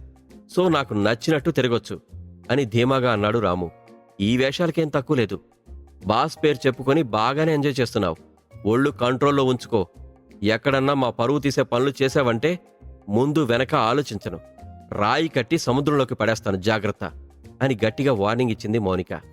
దీంతో పెట్టుకోవడం కంటే పక్కకెళ్ళి కలర్స్ని చూసుకోవడం బెటర్ అని సణుగుతూ అక్కడి నుంచి వెళ్ళిపోవాలి అనుకుని పైకి లేచాడు రాము. వాళ్ళ మాటలకు నవ్వుతూ, రాము, నువ్వు ముందు వెళ్ళి లోక్నాథ్ ఇంకా వర్ష సెక్యూరిటీ సరిగా ఉందా లేదా చెక్ చేయి. మనం మాత్రం ఎలాంటి రిస్క్ తీసుకోకూడదు. వాళ్ళకి మన చేతి నుంచి తప్పించుకునే ఆలోచన కూడా రాకూడదు. అర్థమైందా అని అన్నాడు దేవా. ఓకే బాస్, నేను చూసుకుంటాను. ఇక్కడ ఉండడం కంటే అక్కడికి వెళ్ళడం బెటర్ అంటూ మౌనిక వైపు కోపంగా చూసి పక్కనే ఉన్న సోమును పిలిచి, ఒరే సోము, నువ్వు ఇక్కడేం చేస్తావు? నాతో పాటు రా అని అతని చేయి పట్టుకుని లాక్కుని వెళ్ళిపోయాడు రాము. సరే పద, పక్క షిప్ చూసావా? మంచి సందడిగా ఉంది. నీ పనైన తర్వాత అటు వెళ్ళి ఆ షిప్ మీద ఒక లుక్ వేద్దాం అని ఉత్సాహంగా అన్నాడు సోము. అతను కూడా షిప్ ఎక్కిన దగ్గర నుంచి శిరీష కనిపించక సతమతమయ్యాడు. ఆమెను ఎలా అయినా కలుసుకోవాలని తహతహలాడుతూ శిరీషను వెతుక్కుంటూ వెళ్ళాడు. 2-3 గంటలు ఉన్న తర్వాత నెమ్మదిగా చీకటి పడడంతో హరిణి, ఆరాధ్య, మౌనిక కూడా తమ రూమ్స్కి వెళ్ళిపోయారు. ఎవరూ పక్కన లేకపోవడంతో మన్మిత వచ్చి దేవా పక్కన కూర్చుంది. ఇంతకీ నన్ను మీ టీంలో చేర్చుకున్నట్టా లేదా అని దేవానడిగింది మన్మిత. ఆమె మాటలకి ఏదో ఆలోచిస్తున్న దేవా సడన్గా మన్మిత వైపు చూసి, అది కేవలం నా ఒక్కడి డిసిషన్ మాత్రమే కాదు. పైగా నువ్వు అండమాన్ వదిలి ఎందుకు వస్తున్నావో ఎప్పటి వరకు నాకు నిజం చెప్పలేదు. నీ దగ్గర అన్ని సీక్రెట్స్ ఉన్నప్పుడు నేను నిన్ను నమ్మి నా టీంలో ఎలా పెట్టుకుంటాను అని ప్రశ్నించాడు. నా దగ్గరేం సీక్రెట్స్ లేవు. నేను ఈ ప్రపంచమంతా తిరిగి చూడాలని అనుకునేదాన్ని. కానీ నా జీవితమంతా ఐలాండ్ దాటి బయటికి రావడానికి కూడా కుదరలేదు. అని సమాధానం ఇచ్చింది మన్మిత. అయినా కూడా ఆమె సమాధానంతో దేవా సాటిస్ఫై అవ్వలేదు. మన్మిత వైపు చూస్తూ, నా టీంలో ఉన్న వాళ్ళందరి గురించి, వాళ్ళ బ్యాక్గ్రౌండ్ గురించి నాకు బాగా తెలుసు. నువ్వు కూడా మా టీంలో జాయిన్ అవ్వాలంటే నువ్వు కూడా నమ్మకంగా అనిపించాలి. నువ్వు మా దగ్గర ఏదీ దాచిపెట్టాల్సిన అవసరం లేదు అని అన్నాడు దేవా. ఆ డానీని డీల్ చేయడంలో నేను ఖచ్చితంగా నాకు చేతనైన హెల్ప్ చేస్తాను. ఫ్యూచర్లో కూడా మీ టీంతోనే ఉంటాను అని స్పష్టంగా చెప్పింది మన్మిత. ఏమో, నువ్వు వెన్నుపోటు పొడిస్తే అని తన అనుమానాన్ని బయటపెట్టాడు దేవా. అతని మాటలకి విసిగిపోతూ, నువ్వు అడుగుతున్నావు కాబట్టి సరే, నీకు కథ ఏంటో చెప్తాను, అందుకు బదులుగా అని సిగ్గుపడుతూ సముద్రం వైపు చూస్తూ ఉండిపోయింది మన్మిత. మరోవైపు ఇప్పుడు దేవా కనుక యూనియన్ ఆర్మీ ముందు డానీ గురించి అసలు నిజం బయట పెడితే నైట్ రైడర్స్లో డానీకి ఉన్న పరువంతా పోతుంది. దేవా తన మీద దాడికి వస్తున్నాడని డానీ ముందే పసిగట్టాడు. అందుకే దేవాని ఎలా అయినా అటాక్ చేయాలని ప్లాన్లో ఉన్నాడు. తన మనుషుల్ని పంపి దేవా ఫ్రెండ్స్ గాని ఫ్యామిలీ మెంబర్స్ను గాని కిడ్నాప్ చేయాలి అని అనుకున్నాడు. డానీ కొడుకుల్ని చంపిన దేవాకి తగిన పనిష్మెంట్ ఇవ్వాలని ఆవేశంతో ఉన్నాడు. డానీ ప్లాన్కి బలయ్యేది ఎవరు? ఈ విషయం రోజీ దేవాకి చెప్తుందా? కాసిం చేతిపైన ఉన్న పవర్ఫుల్ లోటస్ టాటూ రహస్యమేంటి? ఈ ఇంట్రెస్టింగ్ క్వశ్చన్స్కి సమాధానాలు తెలియాలి అంటే కిల్లర్ స్టోరీని తప్పకుండా వినండి. Stay tune to pocket FM. Like a fire, roaring like a lion. Ready to play, time to slay. He's back again. Episode 273. Manmita aunty Kasim చేతిపైన ఉన్న పవర్ఫుల్ లోటస్ సింబల్ని ఎవ్వరికీ కనిపించకుండా దాచిపెడతాడు. మరోవైపు బెంగళూరులో ఉన్న పూజా యుక్తాలు కనిపించడం లేదని మాట్లాడుకుంటారు దామోదర్, ప్రజ్వల. ఇవేమీ తెలియని దేవా షిప్ మీద కూర్చుని మన్మితతో మాట్లాడుతూ ఉంటాడు. అలలపై నుండి హోరుగా గాలి వీస్తుంది. చుట్టూ చూసినా కనుచూపు మేర నీరు తప్ప ఇంకేం కనిపించడం లేదు కదా అని గాలికి వయ్యారంగా ఎగురుతున్న తన జుట్టును సరిచేసుకుంటూ ఎదురుగా ఉన్న దేవానడిగింది మన్మిత. అందుకు చుట్టూ చూసి, నీరే కనిపిస్తుందంటున్నావు, ఎదురుగా అక్కడ నీకు అంత పెద్ద క్రూజ్ షిప్ కనిపించట్లేదా అని దేవా అడగ్గా, ఎదురుగా నువ్వుంటే నాకింకేమీ కనిపించట్లేదేవా అని సిగ్గుపడుతూ తలదించుకుంది మన్మిత. నువ్వు సిగ్గుపడక తల్లి, చచ్చిపోవాలనిపిస్తుంది అని మనసులో అనుకుంటూ మన్మిత వైపు దృష్టి పెట్టకుండా ఎటో చూశాడు దేవా. ఇంతలో హోరున గాలి వచ్చి మన్మితను ముందుకు తోసింది. దాంతో ఆమె అమాంతం వెళ్లి దేవాపై పడబోగా తన 2 చేతులతో పట్టుకుని, ఓహ్ హోల్డప్ హోల్డప్ అని పక్కకి జరుపుతూ, ఇదేంటి అవసరానికి మించి సిగ్గుపడుతుంది, చిన్న గాలికే వచ్చి మీద పడుతోంది, ఏవైనా స్కెచ్ వేసిందా, నిజంగానే ట్రై చేస్తోందా అని అనుమానంగా చూశాడు దేవా. ఏంటి దేవా, నీకంటే ఏజులో పెద్దదాన్నని అలా పక్కకి తోసేస్తున్నావా? రాముడి కంటే సీత పెద్దది, సచిన్ కంటే వాళ్ళ ఆవిడ వయసులో పెద్దది, ఇంకా ఏ మాయ చేసేవ సినిమాలో కూడా నాగ చైతన్య కంటే సమంత కూడా వయసులో పెద్దది, అలా అని వాళ్ళ రిలేషన్ మారిపోయిందా అని వదులుగా ఉన్న జుట్టుని ముడివేస్తూ అడిగింది మన్మిత. నాకలా ఏం లేదు, నేను ఏ మాయ చేసేవ సినిమాకి పెద్ద ఫ్యాన్, అలా అని ఎవరు పడితే వాళ్ళు నా మీద పడితే చూస్తూ ఉండలేను అని చిరాకు పడుతూ, అవును అసలు నువ్వు ఇక్కడికెలా వచ్చావు, నీ స్టోరీ ఏంటి, ఎప్పుడు చెప్పలేదు అని అడిగాడు దేవా. ఆ ప్రశ్నకి మన్మిత మౌనంగా ఉండిపోయింది. అది గమనించి, చెప్పడం ఇష్టం లేకపోతే వద్దులే, నీ సీక్రెట్స్ నీ దగ్గరే పెట్టుకో, కానీ నిన్ను నమ్మి నా టీంలో చేర్చుకోలేను అని తేల్చి చెప్పేశాడు దేవా. వెంటనే అతన్ని చూసి, చెప్పడం ఇష్టం లేక కాదు, గుర్తు తెచ్చుకొని సంతోషంగా చెప్పడానికి అది జ్ఞాపకం కాదు, మర్చిపోలేని గాయం అంటూ సముద్రాన్ని చూస్తూ తన గతం చెప్పడం మొదలుపెట్టింది మన్మిత. తన ఫ్యామిలీ అందర్నీ చంపేసి కక్షతో చిన్నపిల్లైన మన్మితను అండమాన్లో వదిలేశారని, అప్పట్నుండి కాసింను ఎదిరించలేక అక్కడి నుండి బయటపడలేక అండమాన్లోనే ఉండిపోయినట్టు తెలుసుకున్నాడు దేవా. మన్మిత చెప్పిందంతా విని, అంతేనా, ఇంకా ఏమైనా ఉందా అని దేవా అడగ్గా, ఏ నా స్టోరీ నీకు కొత్తగా ఉందా అని మన్మిత అనగానే, నెక్స్ట్ సీన్ తెలిసిన తెలుగు సినిమాలా ఉంది, ఇందులో కొత్తేం లేదు అని అన్నాడు దేవా. అందుకు మన్మిత దేవా వైపు చూసి, నా బాధ నీకు సినిమా స్టోరీలాగా ఉందా, సరేలే, నువ్వు ముందు డానీ గాడి పని చూడు, నాపైన కామెంట్లు చేయడం కాదు, వాడిని నువ్వు ఏం చేయలేకపోతే నేను కూడా ఐలాండ్లో చావాల్సొస్తుంది అని మూతి తిప్పుకుంటూ అంది. హలో, నన్ను చాలా తక్కువ అంచనా వేస్తున్నావు, నీ వెనక 100 మంది ఉన్నారు అని ఎక్కువ ఊహించుకోకు, నేను తలుచుకుంటే ఇప్పుడే నిన్నెత్తి సముద్రంలో పడేస్తా. నన్నెవరూ కనీసం ముట్టుకోలేరు. అది నా రేంజ్. వాడిని పవర్ ఉన్న అదే సీక్రెట్ ఐలాండ్లో చంపేసే తీరుతాను అని పంతంగా అన్నాడు దేవా. నేను అలా అనలేదు దేవా. నువ్వు వాడి కోసం ఐలాండ్కి వెళ్ళి వాడిని చంపలేకపోతే నేను కూడా నీతో పాటు అక్కడే చచ్చిపోతాను అని చెప్తున్నాను అంటూ దేవా వైపు కొంటిగా చూసింది మన్మిత. ఇదేంటి అప్పటినుండి అదోలా చూస్తోంది? పోనీలే పెద్దది కదా అని ఆలోచిస్తుంటే పదే పదే ఏదో ఒక మాట వయ్యారంగా వదులుతోంది అని దేవా ఆలోచిస్తుండగానే, నువ్వు ఎక్కువ ఆలోచించకు, మనిద్దరి టార్గెట్ ఒక్కటే. అందుకే నేను మీ టీంలో చేరాలనుకుంటున్నాను.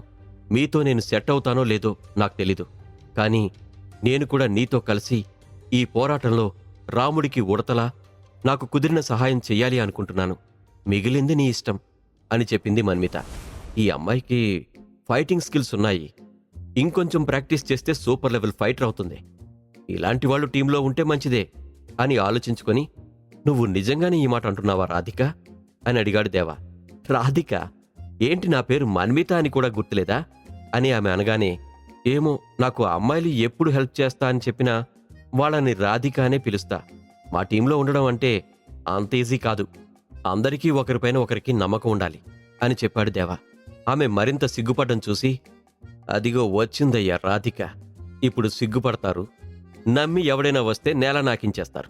ఇవన్నీ నేను చాలా చూశాలే రాధిక, సారీ మన్మిత అని అన్నాడు దేవా. నేను చాలా సిన్సియర్గా ఉంటాను దేవా. నా వల్ల నీ టీంకి ఎలాంటి హాని జరగదు.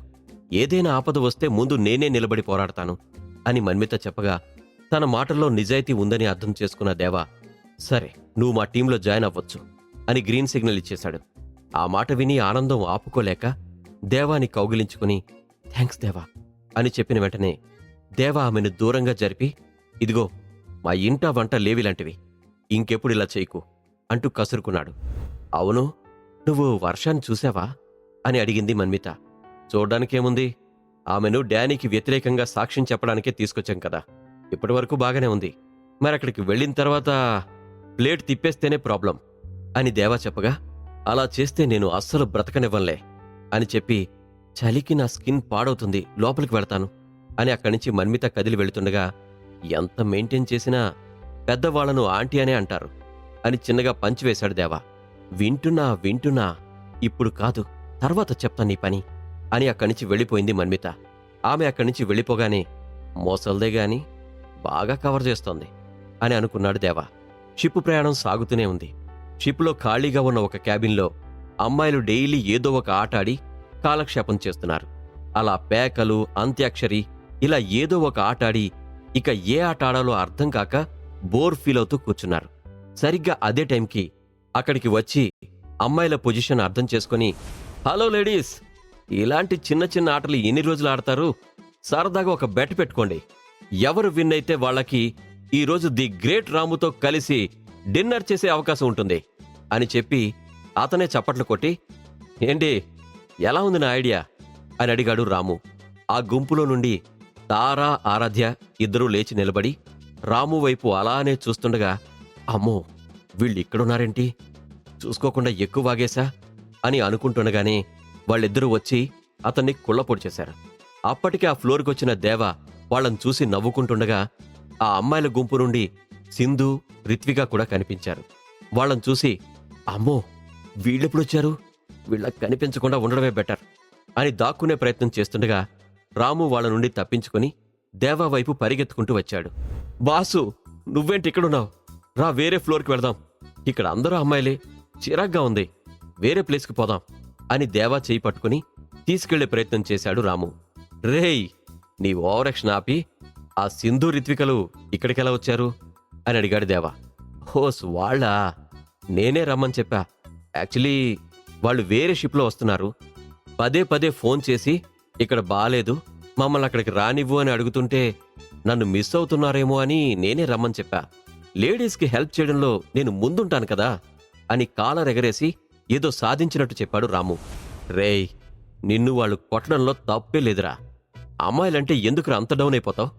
వాళ్ళు నిజంగా అందుకే వచ్చారా లేక ఇంకేదైనా పని మీద వచ్చారా అని ఒక్కసారైనా ఆలోచించావా అని దేవా సీరియస్ అయ్యాడు. అమ్మో, ఇక్కడ కూడా బుక్ అయిపోయాను, ఎలాగైనా టాపిక్ మార్చాలి అని రాము గొనుక్కుంటూ అక్కడే పక్కన విండోలో చూసి, మాస్టర్ అటు చూసారా, మనం త్వరగానే రీచ్ అయిపోతాం అని చెప్పాడు. అది నిజం అనుకొని విండో వైపు చూసి, నాకలా అనిపించట్లేదే అని దేవా అనుమానంగా చూశాడు.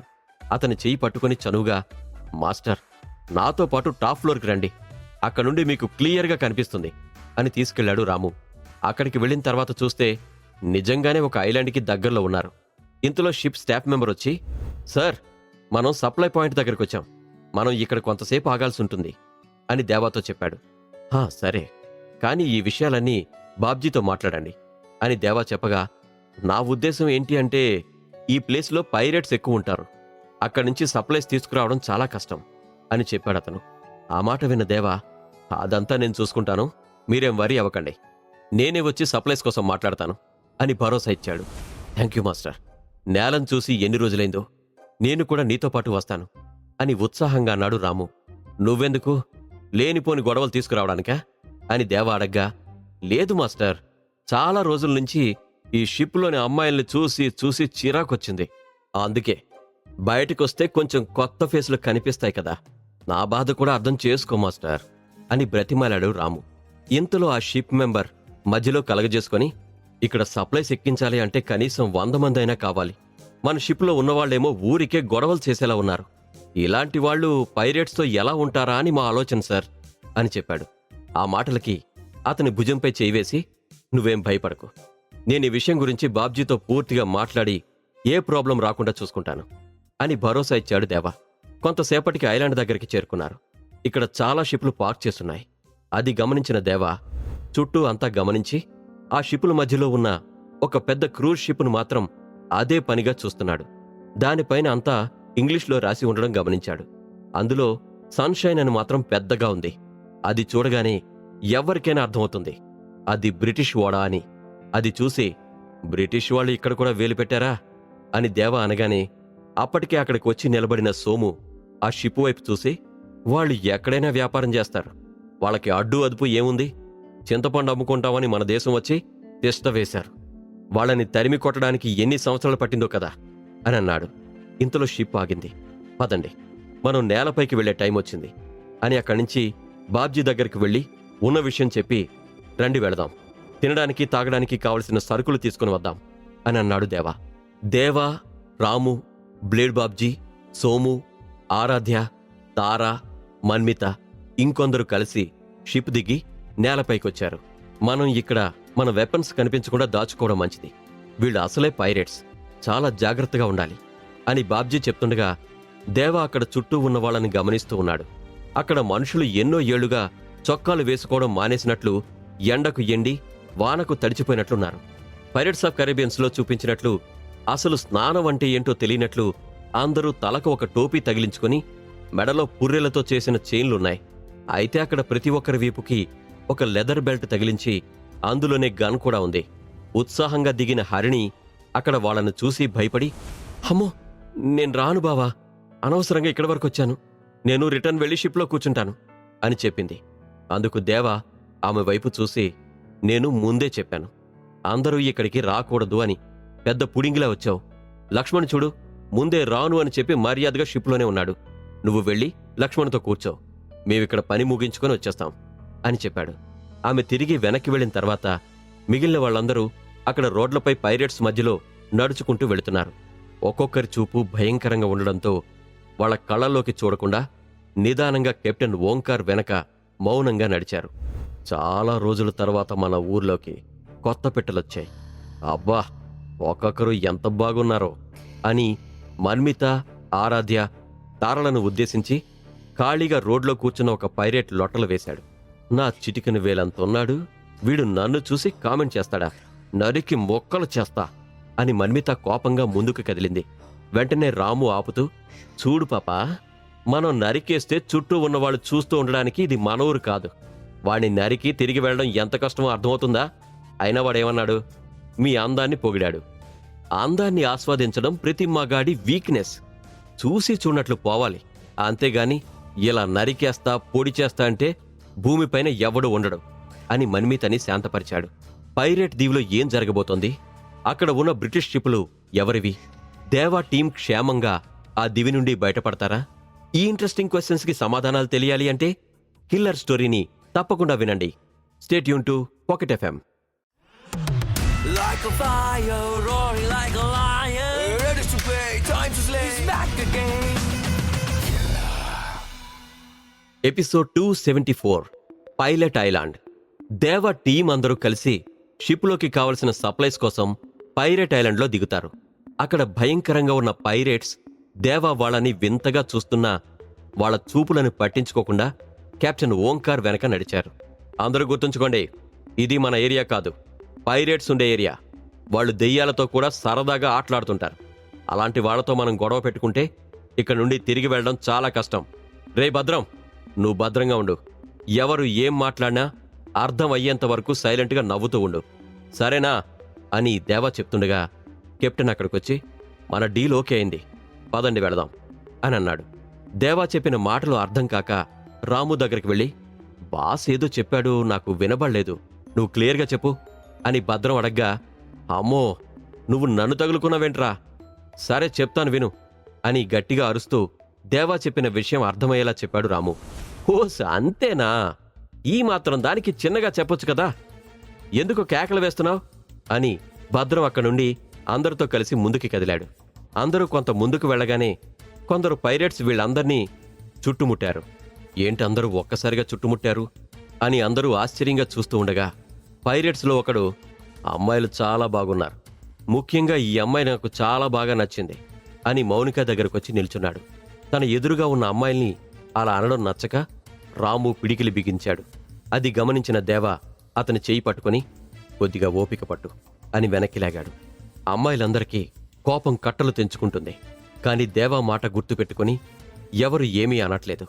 అదే అదునుగా ఆ పైరేట్ మౌనిక చెయ్యి పట్టుకుని, ఏయ్ పిల్లా, నాతో వస్తావా, ఒక 10 నిమిషాల్లో పంపిస్తాను అని కన్ను కొట్టాడు. అసలే లేడీ హిట్లర్ అయిన మౌనిక ఇక ఆగలేక తనను పట్టుకున్నవాడి చేయిని లాగి ఒక రౌండ్ తిప్పి వాడిని అమాంతం గాలిలోకి ఎగరేసింది. చుట్టూ ఉన్నవాళ్ళందరూ గాల్లో స్లో మోషన్లో తిరుగుతున్న వాణ్ణి అలాగే గుడ్లప్పగించుకొని చూస్తున్నారు. వాడు అలా తిరుగుతూ నేలపై డబ్బని పడగానే జగ్ జగ్ జగ్ మంటూ పైరేట్స్ అందరూ గన్నులు తీసి వీళ్లను పాయింట్ చేశారు. ఇక్కడికి వైలెన్స్ తప్పేలా లేదు, రాము రెడీగా ఉండు అని దేవా చెప్పడం విని, ఆగండి, నేనొకసారి వాళ్ళతో మాట్లాడతాను, మీరీలోపు ఎలాంటి నిర్ణయం తీసుకోవద్దు అని చెప్పి కెప్టెన్ ఓంకార్ పరిగెత్తుకుంటూ అక్కడే కొంచెం దూరంలో నిలబడి ఒక మనిషితో మాట్లాడుతున్నాడు. అతన్ని చూసి, ఎవడు బాసు, చూడ్డానికి ఎద్దుకి ఎలుగుబంటికి క్రాసింగ్ చేస్తే భూమి మీదకొచ్చిన వాళ్ళ ఉన్నాడు, ఈ కెప్టెన్ పోయి వాడితో మాట్లాడుతున్నాడు అని దేవాతో అన్నాడు సోము. ఎవడైతే మనకెందుకులే, ముందు వీళ్ళు చూడు, గన్నులు మనకి పాయింట్ బ్లాంక్లో పెట్టారు, వీళ్ళందరినీ ఒక ఆట ఆడదాం, ఏదైతే అదైంది అని ధీమాగా అన్నాడు దేవా. ఈలోపు కెప్టెన్ పరిగెత్తుకుంటూ వచ్చి, వాడితో నేను డీల్ చేశాను, మీరు సైలెంట్గా ఉండండి అని దేవాతో చెప్పగా పక్కనే ఉన్న భద్రం, ఏంటి వాడు మీ మాట వినలేదా, అందర్నీ వేసేద్దామా అని గట్టిగా అరిచాడు. అరే నువ్వు నోరు మూసుకునుండు అని చేతులతో సైగ చేశాడు కెప్టెన్. ఇంతలో కెప్టెన్తో మాట్లాడిన వ్యక్తి వాళ్ళందరి మధ్యలోకి వచ్చి, మన దగ్గరికి వచ్చిన వాళ్ళని ఇలాగేనా ఆహ్వానించేది, మర్యాద లేదా, మీరు ఇక్కడే ఉంటే నేను నా గన్ తీయాల్సి ఉంటుంది అని కోపంగా అన్నాడు. ఆ మాటలకి పైరేట్స్ అందరూ వెనక్కి వెళ్ళిపోయారు. నువ్వు కూడా వెళ్ళు, ఇక్కడ ఎవరెక్కువ చేసినా నాకు చెప్పు, నేను చూసుకుంటాను అని మౌనిక తనిన మనిషిని కూడా వెనక్కి పంపించి కెప్టెన్ని చూసి, మీరంతా నాతో పాటు రండి అని ఒక పెద్ద బిల్డింగ్ వైపు నడిచాడు వాళ్ళ లీడర్. ఏంటి కెప్టెన్, వాడితో ఏం మాట్లాడారు, అందర్నీ ఒక్కడే హ్యాండిల్ చేసి వెళ్ళాడు అని కెప్టెన్ను దేవా అనుమానంగా అడిగాడు. అబ్బే ఏం లేదు సార్, మనం డీల్ చేసింది వాడితోనే, వీళ్ళు ఇలా గొడవ చేస్తే ఈ డీల్ క్యాన్సిల్ చేసుకుని వేరే ఐలాండ్కి వెళ్ళిపోతామని చెప్పాను. పైరేట్స్ ప్రాణం కన్నా పైసాకే ఎక్కువ వాల్యూ ఇస్తారు, అక్కడ నొక్కాను అని నవ్వాడు కెప్టెన్. ముందు వెళుతున్న ఆ వ్యక్తి కండలు చూసి, ఒళ్ళుంది బుద్ధి లేదేమో అనుకున్నాను, పర్లేదు బుద్ధి కూడా ఉంది అని కెప్టెన్తో చెప్పిన దేవా వెనక్కి చూసి, అందరూ నాతో పాటు రండి, మనం అతన్నే ఫాలో అవ్వాలి అని అన్నాడు. లీడర్తో పాటు వెళుతున్న దేవా టీంని చుట్టూ ఉన్న పైరేట్స్ అందరూ ఇంకా కోపంగానే చూస్తున్నారు. అదేమీ పట్టించుకోకుండా లీడర్ వెనకే వెళుతున్నారు. ఇంతలో దేవా భుజంపై చేయి వేసిన తార అతన్ని వెనక్కి లాగి, అటు చూడు, పెద్ద క్రూజ్ షిప్ని పైరేట్స్ హైజాక్ చేసినట్లున్నారు అని కొంత దూరంలో షిప్ చూపించింది. అటు చూసి, అవును, అందులో సామాన్య ప్రజలున్నారేమో, మనం వాళ్ళని కాపాడాలి అని దేవా చెప్పగానే, ఏంటి కాపాడేది? మనం ఒక్క రాంగ్ స్టెప్ వేసినా మన 2 షిప్పులకి ప్రమాదం. జాగ్రత్తగా రండి అని కెప్టెన్ అన్నాడు. అలా అతని వెనక నడుచుకుంటూ ఆ ఐలాండ్ రోడ్లలో అక్కడ ఇళ్ళు, అక్కడి మనుషుల్ని గమనిస్తున్నారు. ఏంటి బాసు వీళ్ళిలా ఉన్నారు? ఫాస్ట్ గా ఇంగ్లీష్ చూడ్డానికి ఒక మంచి అమ్మాయి కూడా కనిపించట్లేదు. పైరెట్స్ దగ్గర బాగా గోల్డ్ ఉంటుంది కదా, లేడీస్ అందరూ గోల్డ్ వేసుకుని కళకళలాడతారనుకున్నాను అని రాము అనగానే, నీ పత్యాపారం ఎక్కడ కూడా వదలవా? మన అమ్మాయిలను కామెంట్ చేసి మనకే గన్ను పెట్టారు. నువ్వు వాళ్ళ అమ్మాయిల్ని కదిలిస్తే ఇకది నీ ఇమాజినేషన్కే వదిలేస్తున్నాను అన్నారు దేవా సోములు. అక్కడ ఉన్న పైరెట్స్ కూడా, ఎవరు వీళ్ళు వింత డ్రెస్సులు వేసుకుని మన దగ్గరకొచ్చారు అన్నట్లు విచిత్రంగా చూడ్డం మొదలుపెట్టారు. ఆ పైరెట్స్ని చూసి అనుమానం వచ్చి, కెప్టెన్, ఇంతకీ మనం ఎక్కడికి వెళుతున్నాం? వాడు అలానే వెళ్ళిపోతున్నాడు, మనల్ని కిడ్నాప్ ఏమైనా చేస్తున్నారా అని అడిగాడు రాము. లేదులే, అలా చేయరు. మనకు కావలసిన సరుకు దగ్గరికి తీసుకెళ్తున్నాడు. మీ బ్యాంక్ కార్డ్స్ రెడీగా ఉంచుకోండి, అక్కడ అవసరం పడొచ్చు అని చెప్పాడు కెప్టెన్. అలా నడుచుకుంటూ ఒక కొండపైన ఉన్న ఒక పెద్ద విల్లా దగ్గరికి చేరుకున్నారు. ఓరి నాయనో, ఏంటి ఇక్కడ ఇంత బాగుంది? వ్యూ చూసావా బాసు? ఇక్కడ సన్ రైజ్ చూస్తే ఉంటుంది, అబ్బో అద్దరిపోద్ది అని రాము అనగానే, అప్పటి వరకు సైలెంట్గా ఉన్న బాబ్జీ, అదేముంది, ఇక్కడ కూర్చొని మందు తాగుతూ సముద్రాన్ని చూస్తే ఎక్కడలేని కిక్కొస్తుంది అని తన కోరిక చెప్పుకున్నాడు.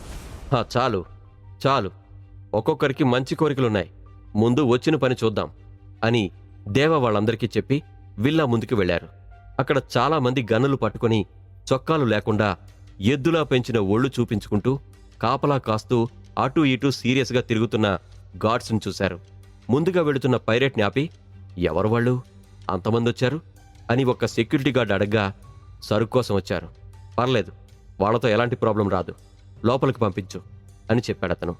2 సెక్యూరిటీ గార్డ్స్ దేవా టీంని వింతగా చూస్తూ, అందరూ లైన్లో రండి, చెక్ చేసిన తర్వాతే లోపలికి పంపిస్తాం అని చెప్పి ఒక్కొక్కరిని చెక్ చేస్తూ లోపలికి పంపించారు.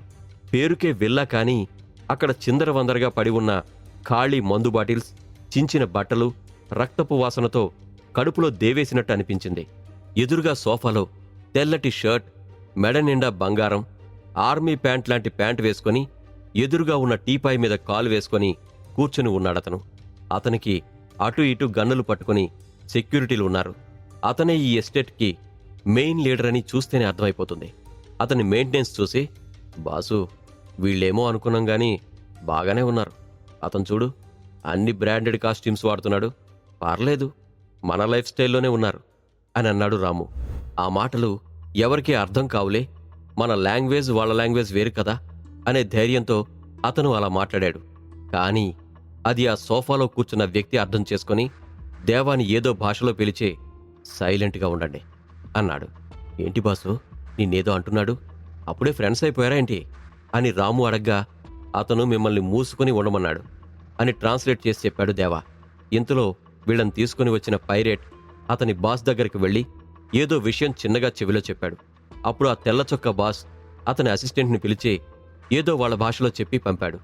ఆ తర్వాత దేవా వైపు చూసి, మీరు నా దగ్గర సరుకు కొనాలి అనుకుంటున్నారు, నైస్, కానీ బయట కంటే ఇక్కడ రేట్లు ఎక్కువగా ఉంటాయి అని తెలుగులోని చెప్పాడు. అతనికి తెలుగు వచ్చా అనే దానికంటే రేట్లు ఎక్కువ ఉంటాయి అనే విషయం ఎక్కువ షాక్ ఇచ్చింది అందరికీ. కెప్టెన్ వైపు అయోమయంగా చూడగా, నాకు కూడా తెలీదు, మనకు ఎక్కువ మొత్తంలో కావాలి కాబట్టి డిస్కౌంట్ ఏమైనా ఇస్తాడేమో చూద్దాం అని తన చేతిలో ఆల్రెడీ సరుకు గురించి రాసుకున్న డీటెయిల్స్ ఆ బాస్కి ఇచ్చాడు. అతను ఆ డైరీ చూసి, మీకు ఇన్ని కావాలా, అయితే వెయిట్ చేయండి అని పక్కన ఉన్న ఒక అతన్ని పిలిచి ఆ డైరీ చూపించాడు. అతను వెంటనే లెక్క కట్టి $50,000 అవుతుంది అని చెప్పాడు. పైరెట్ బాస్ పైకి లేచి, ఇంతకీ మీ పేరు చెప్పలేదు, మీ పేరు తెలుసుకోవచ్చా అని చాలా వినయంగా అడగ్గా, నా పేరు దేవా, వీళ్ళంతా నా ఫ్రెండ్స్ అని చెప్పాడు దేవా. ఓ గుడ్, నా పేరు అలెక్స్. మీకు ఒక విషయం తెలియదనుకుంటాను, ఇక్కడ చుట్టుపక్కల ఐలాండ్స్లో మీరు అడిగినంత సరుకు ఎక్కడా దొరకదు, కేవలం నా దగ్గర మాత్రమే ఉంటుంది. అయినా చూస్తుంటే మీకు డబ్బు పెద్ద సమస్యలా అనిపించట్లేదు అని అన్నాడు అలెక్స్. అబ్బో, ఇక్కడ కూడా మంచి మార్కెటింగ్ స్కిల్స్ చూపిస్తున్నారు అని చెప్పి ఆరాధ్య వైపు చూసి, ఏం చేద్దాం అని అడిగాడు దేవా. ఇంకేం చేద్దాం, సర్దుకుపోదాం, ఇక్కడే తీసుకుని వెళ్ళిపోదాం అని ఆరాధ్య చెప్తుండగా అలెక్స్ పైకి వినయంగా ఉంటూనే అక్కడ ఉన్న అమ్మాయిల వైపు గుడ్లప్పగించి చూస్తున్నాడు అలెక్స్. అది గమనించి, హలో, ఎప్పుడు అమ్మాయిల్ని చూడలేదా అని సీరియస్గా అడిగాడు రాము. ఓ సారీ, మా ఐలాండ్కి ఎప్పుడు ఇంత అందమైన అమ్మాయిలు రాలేదు, రారు, అందుకే ఏదో అలా చూసేశాను, సారీ అని అలెక్స్ క్షమాపణ చెప్పి, తర్వాత కుక్క తోక వంకర అని ఎక్కడైనా మగాళ్ళందరూ అంతేలే అని మనసులో అనుకుంటూ అలెక్స్ వైపు సీరియస్గా చూశాడు రాము.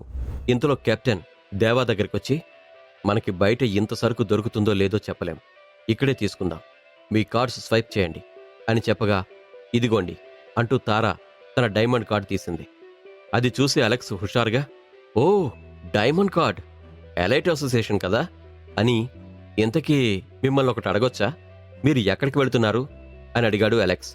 అది నీకు అనవసరం, నీకు డబ్బు కావాలి, మాకు సప్లైస్ కావాలి అంతే, అక్కడి వరకు చాలు, ఎక్స్ట్రా అవసరం లేదు అని చెప్పాడు దేవా. ఓ సరే సరే, ఏదో క్యాజువల్గా అడిగానులేండి అని అలెక్స్ అనగానే, నేను కూడా మిమ్మల్ని ఒకటి అడగొచ్చా అని అన్నాడు దేవా. హ్యాపీగా అడగొచ్చు, నేనేమీ దాచుకోకుండా చెప్తాను అని కెప్టెన్ వైపు చూస్తూ అన్నాడు అలెక్స్. అక్కడ ఒక పెద్ద క్రూజ్ షిప్లో మీ ఐలాండ్కి చెందిన పైరేట్స్ గన్నులు పట్టుకుని ఉన్నారు. ఆ షిప్ వాళ్ళు ఇక్కడికి సరుకులు కొనడానికి వచ్చారా, లేక మీ మనుషులు ఏమైనా కిడ్నాప్ చేశారా అని అడిగాడు దేవా. అది నీకు అనవసరం, నీకు సరుకులు కావాలి, మాకు డబ్బు కావాలి అంతే, అక్కడి వరకు చాలు, ఎక్స్ట్రా అవసరం లేదు అని కెప్టెన్ చెప్పిన మాటలు దేవాకి చెప్పాడు అలెక్స్. ఆ మాటకి దేవాకి మిగిలిన వాళ్ళందరికీ కోపం వచ్చింది. కానీ ఇక్కడ ఏమీ చేయకూడదు అని సైలెంట్గా ఉన్నారు. ఇంతలో అలెక్స్ తన మనిషిని పిలిచి, వీళ్ళని గోడౌన్కి తీసుకెళ్ళు అని చెప్పగా అందరూ అతన్ని ఫాలో అవుతూ బయటకొచ్చారు. ఆ తర్వాత, దేవా, సరుకులు మోయడానికి మీరు సరిపోరు, నేను మన షిప్లో ఉన్న వాళ్ళని ఇక్కడికి పంపిస్తాను, మీరు ఇక్కడ ఎలాంటి గొడవ రాకుండా చూసుకోండి అని వెళ్ళాడు కెప్టెన్. అప్పటికే వాళ్లతో పాటు వచ్చిన కొంతమందిని ఆ పైరట్స్తో పాటు గోడౌన్ వైపు పంపి దేవా మిగిలిన టీం అంతా ఒక పక్కకొచ్చారు.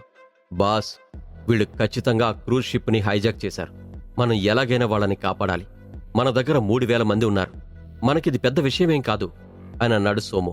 ఇప్పుడు వాళ్ళు మనల్ని ఎలాంటి గొడవ లేకుండా మన సరుకు మనల్ని తీసుకుని వెళ్ళనిస్తారు అనుకుంటున్నావా అని అడిగాడు దేవా.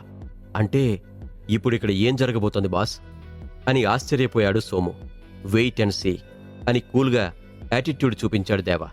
ఆ విల్లా నుండి అందరూ బయటకొచ్చేసిన తర్వాత హాల్లో అలెక్స్ ఒక్కడే కూర్చొని ఉన్నాడు. ఇంతలో కొందరు పైరేట్స్ పరిగెత్తుకుంటూ అక్కడికొచ్చి, బాస్ బాస్ అంటూ ఏదో చెప్పడానికి రెడీగా ఉన్నారు. రేయ్, ఏంట్రా తొందర, నిదానంగా విషయమేంటో చెప్పు అని అలెక్స్ అడిగాడు. ఇప్పుడు వీళ్ళు వచ్చిన క్రూజ్ షిప్స్ మొత్తం క్లియర్గా చూసొచ్చాను, ఇలాంటి షిప్స్ నా జీవితంలో చూడలేదు, ఇప్పటి వరకు తయారు చేసిన క్రూజ్ షిప్స్లో ఇవే మోస్ట్ రీచెస్ట్ షిప్స్ అని ఒక వ్యక్తి చెప్పాడు. అది సరేరా, అందులో ఎవరున్నారు, ఎలా ఉన్నారు, అది గమనించావా అని అలెక్స్ అడగ్గా, చూశాను, అందరూ బాగా డబ్బున్న వాళ్లే, కొంతమంది దగ్గర గనులు కూడా ఉన్నాయి, అందరూ కలిసి ఏదో పార్టీ చేసుకుంటున్నారు అని అన్నాడు అతను. అది విన్న అలెక్స్ మొహంలో రంగులు మారాయి. దేవా టీం క్షేమంగా ఐలాండ్ నుండి తిరిగి వస్తారా, అలెక్స్ వీళ్ళని మోసం చేస్తాడా, ఐలాండ్లో దేవా ఎవరిని కలవబోతున్నాడు? ఈ ఇంట్రెస్టింగ్ క్వశ్చన్స్కి సమాధానాలు తెలియాలి అంటే కిల్లర్ స్టోరీని తప్పకుండా వినండి. Stay tune to pocket FM.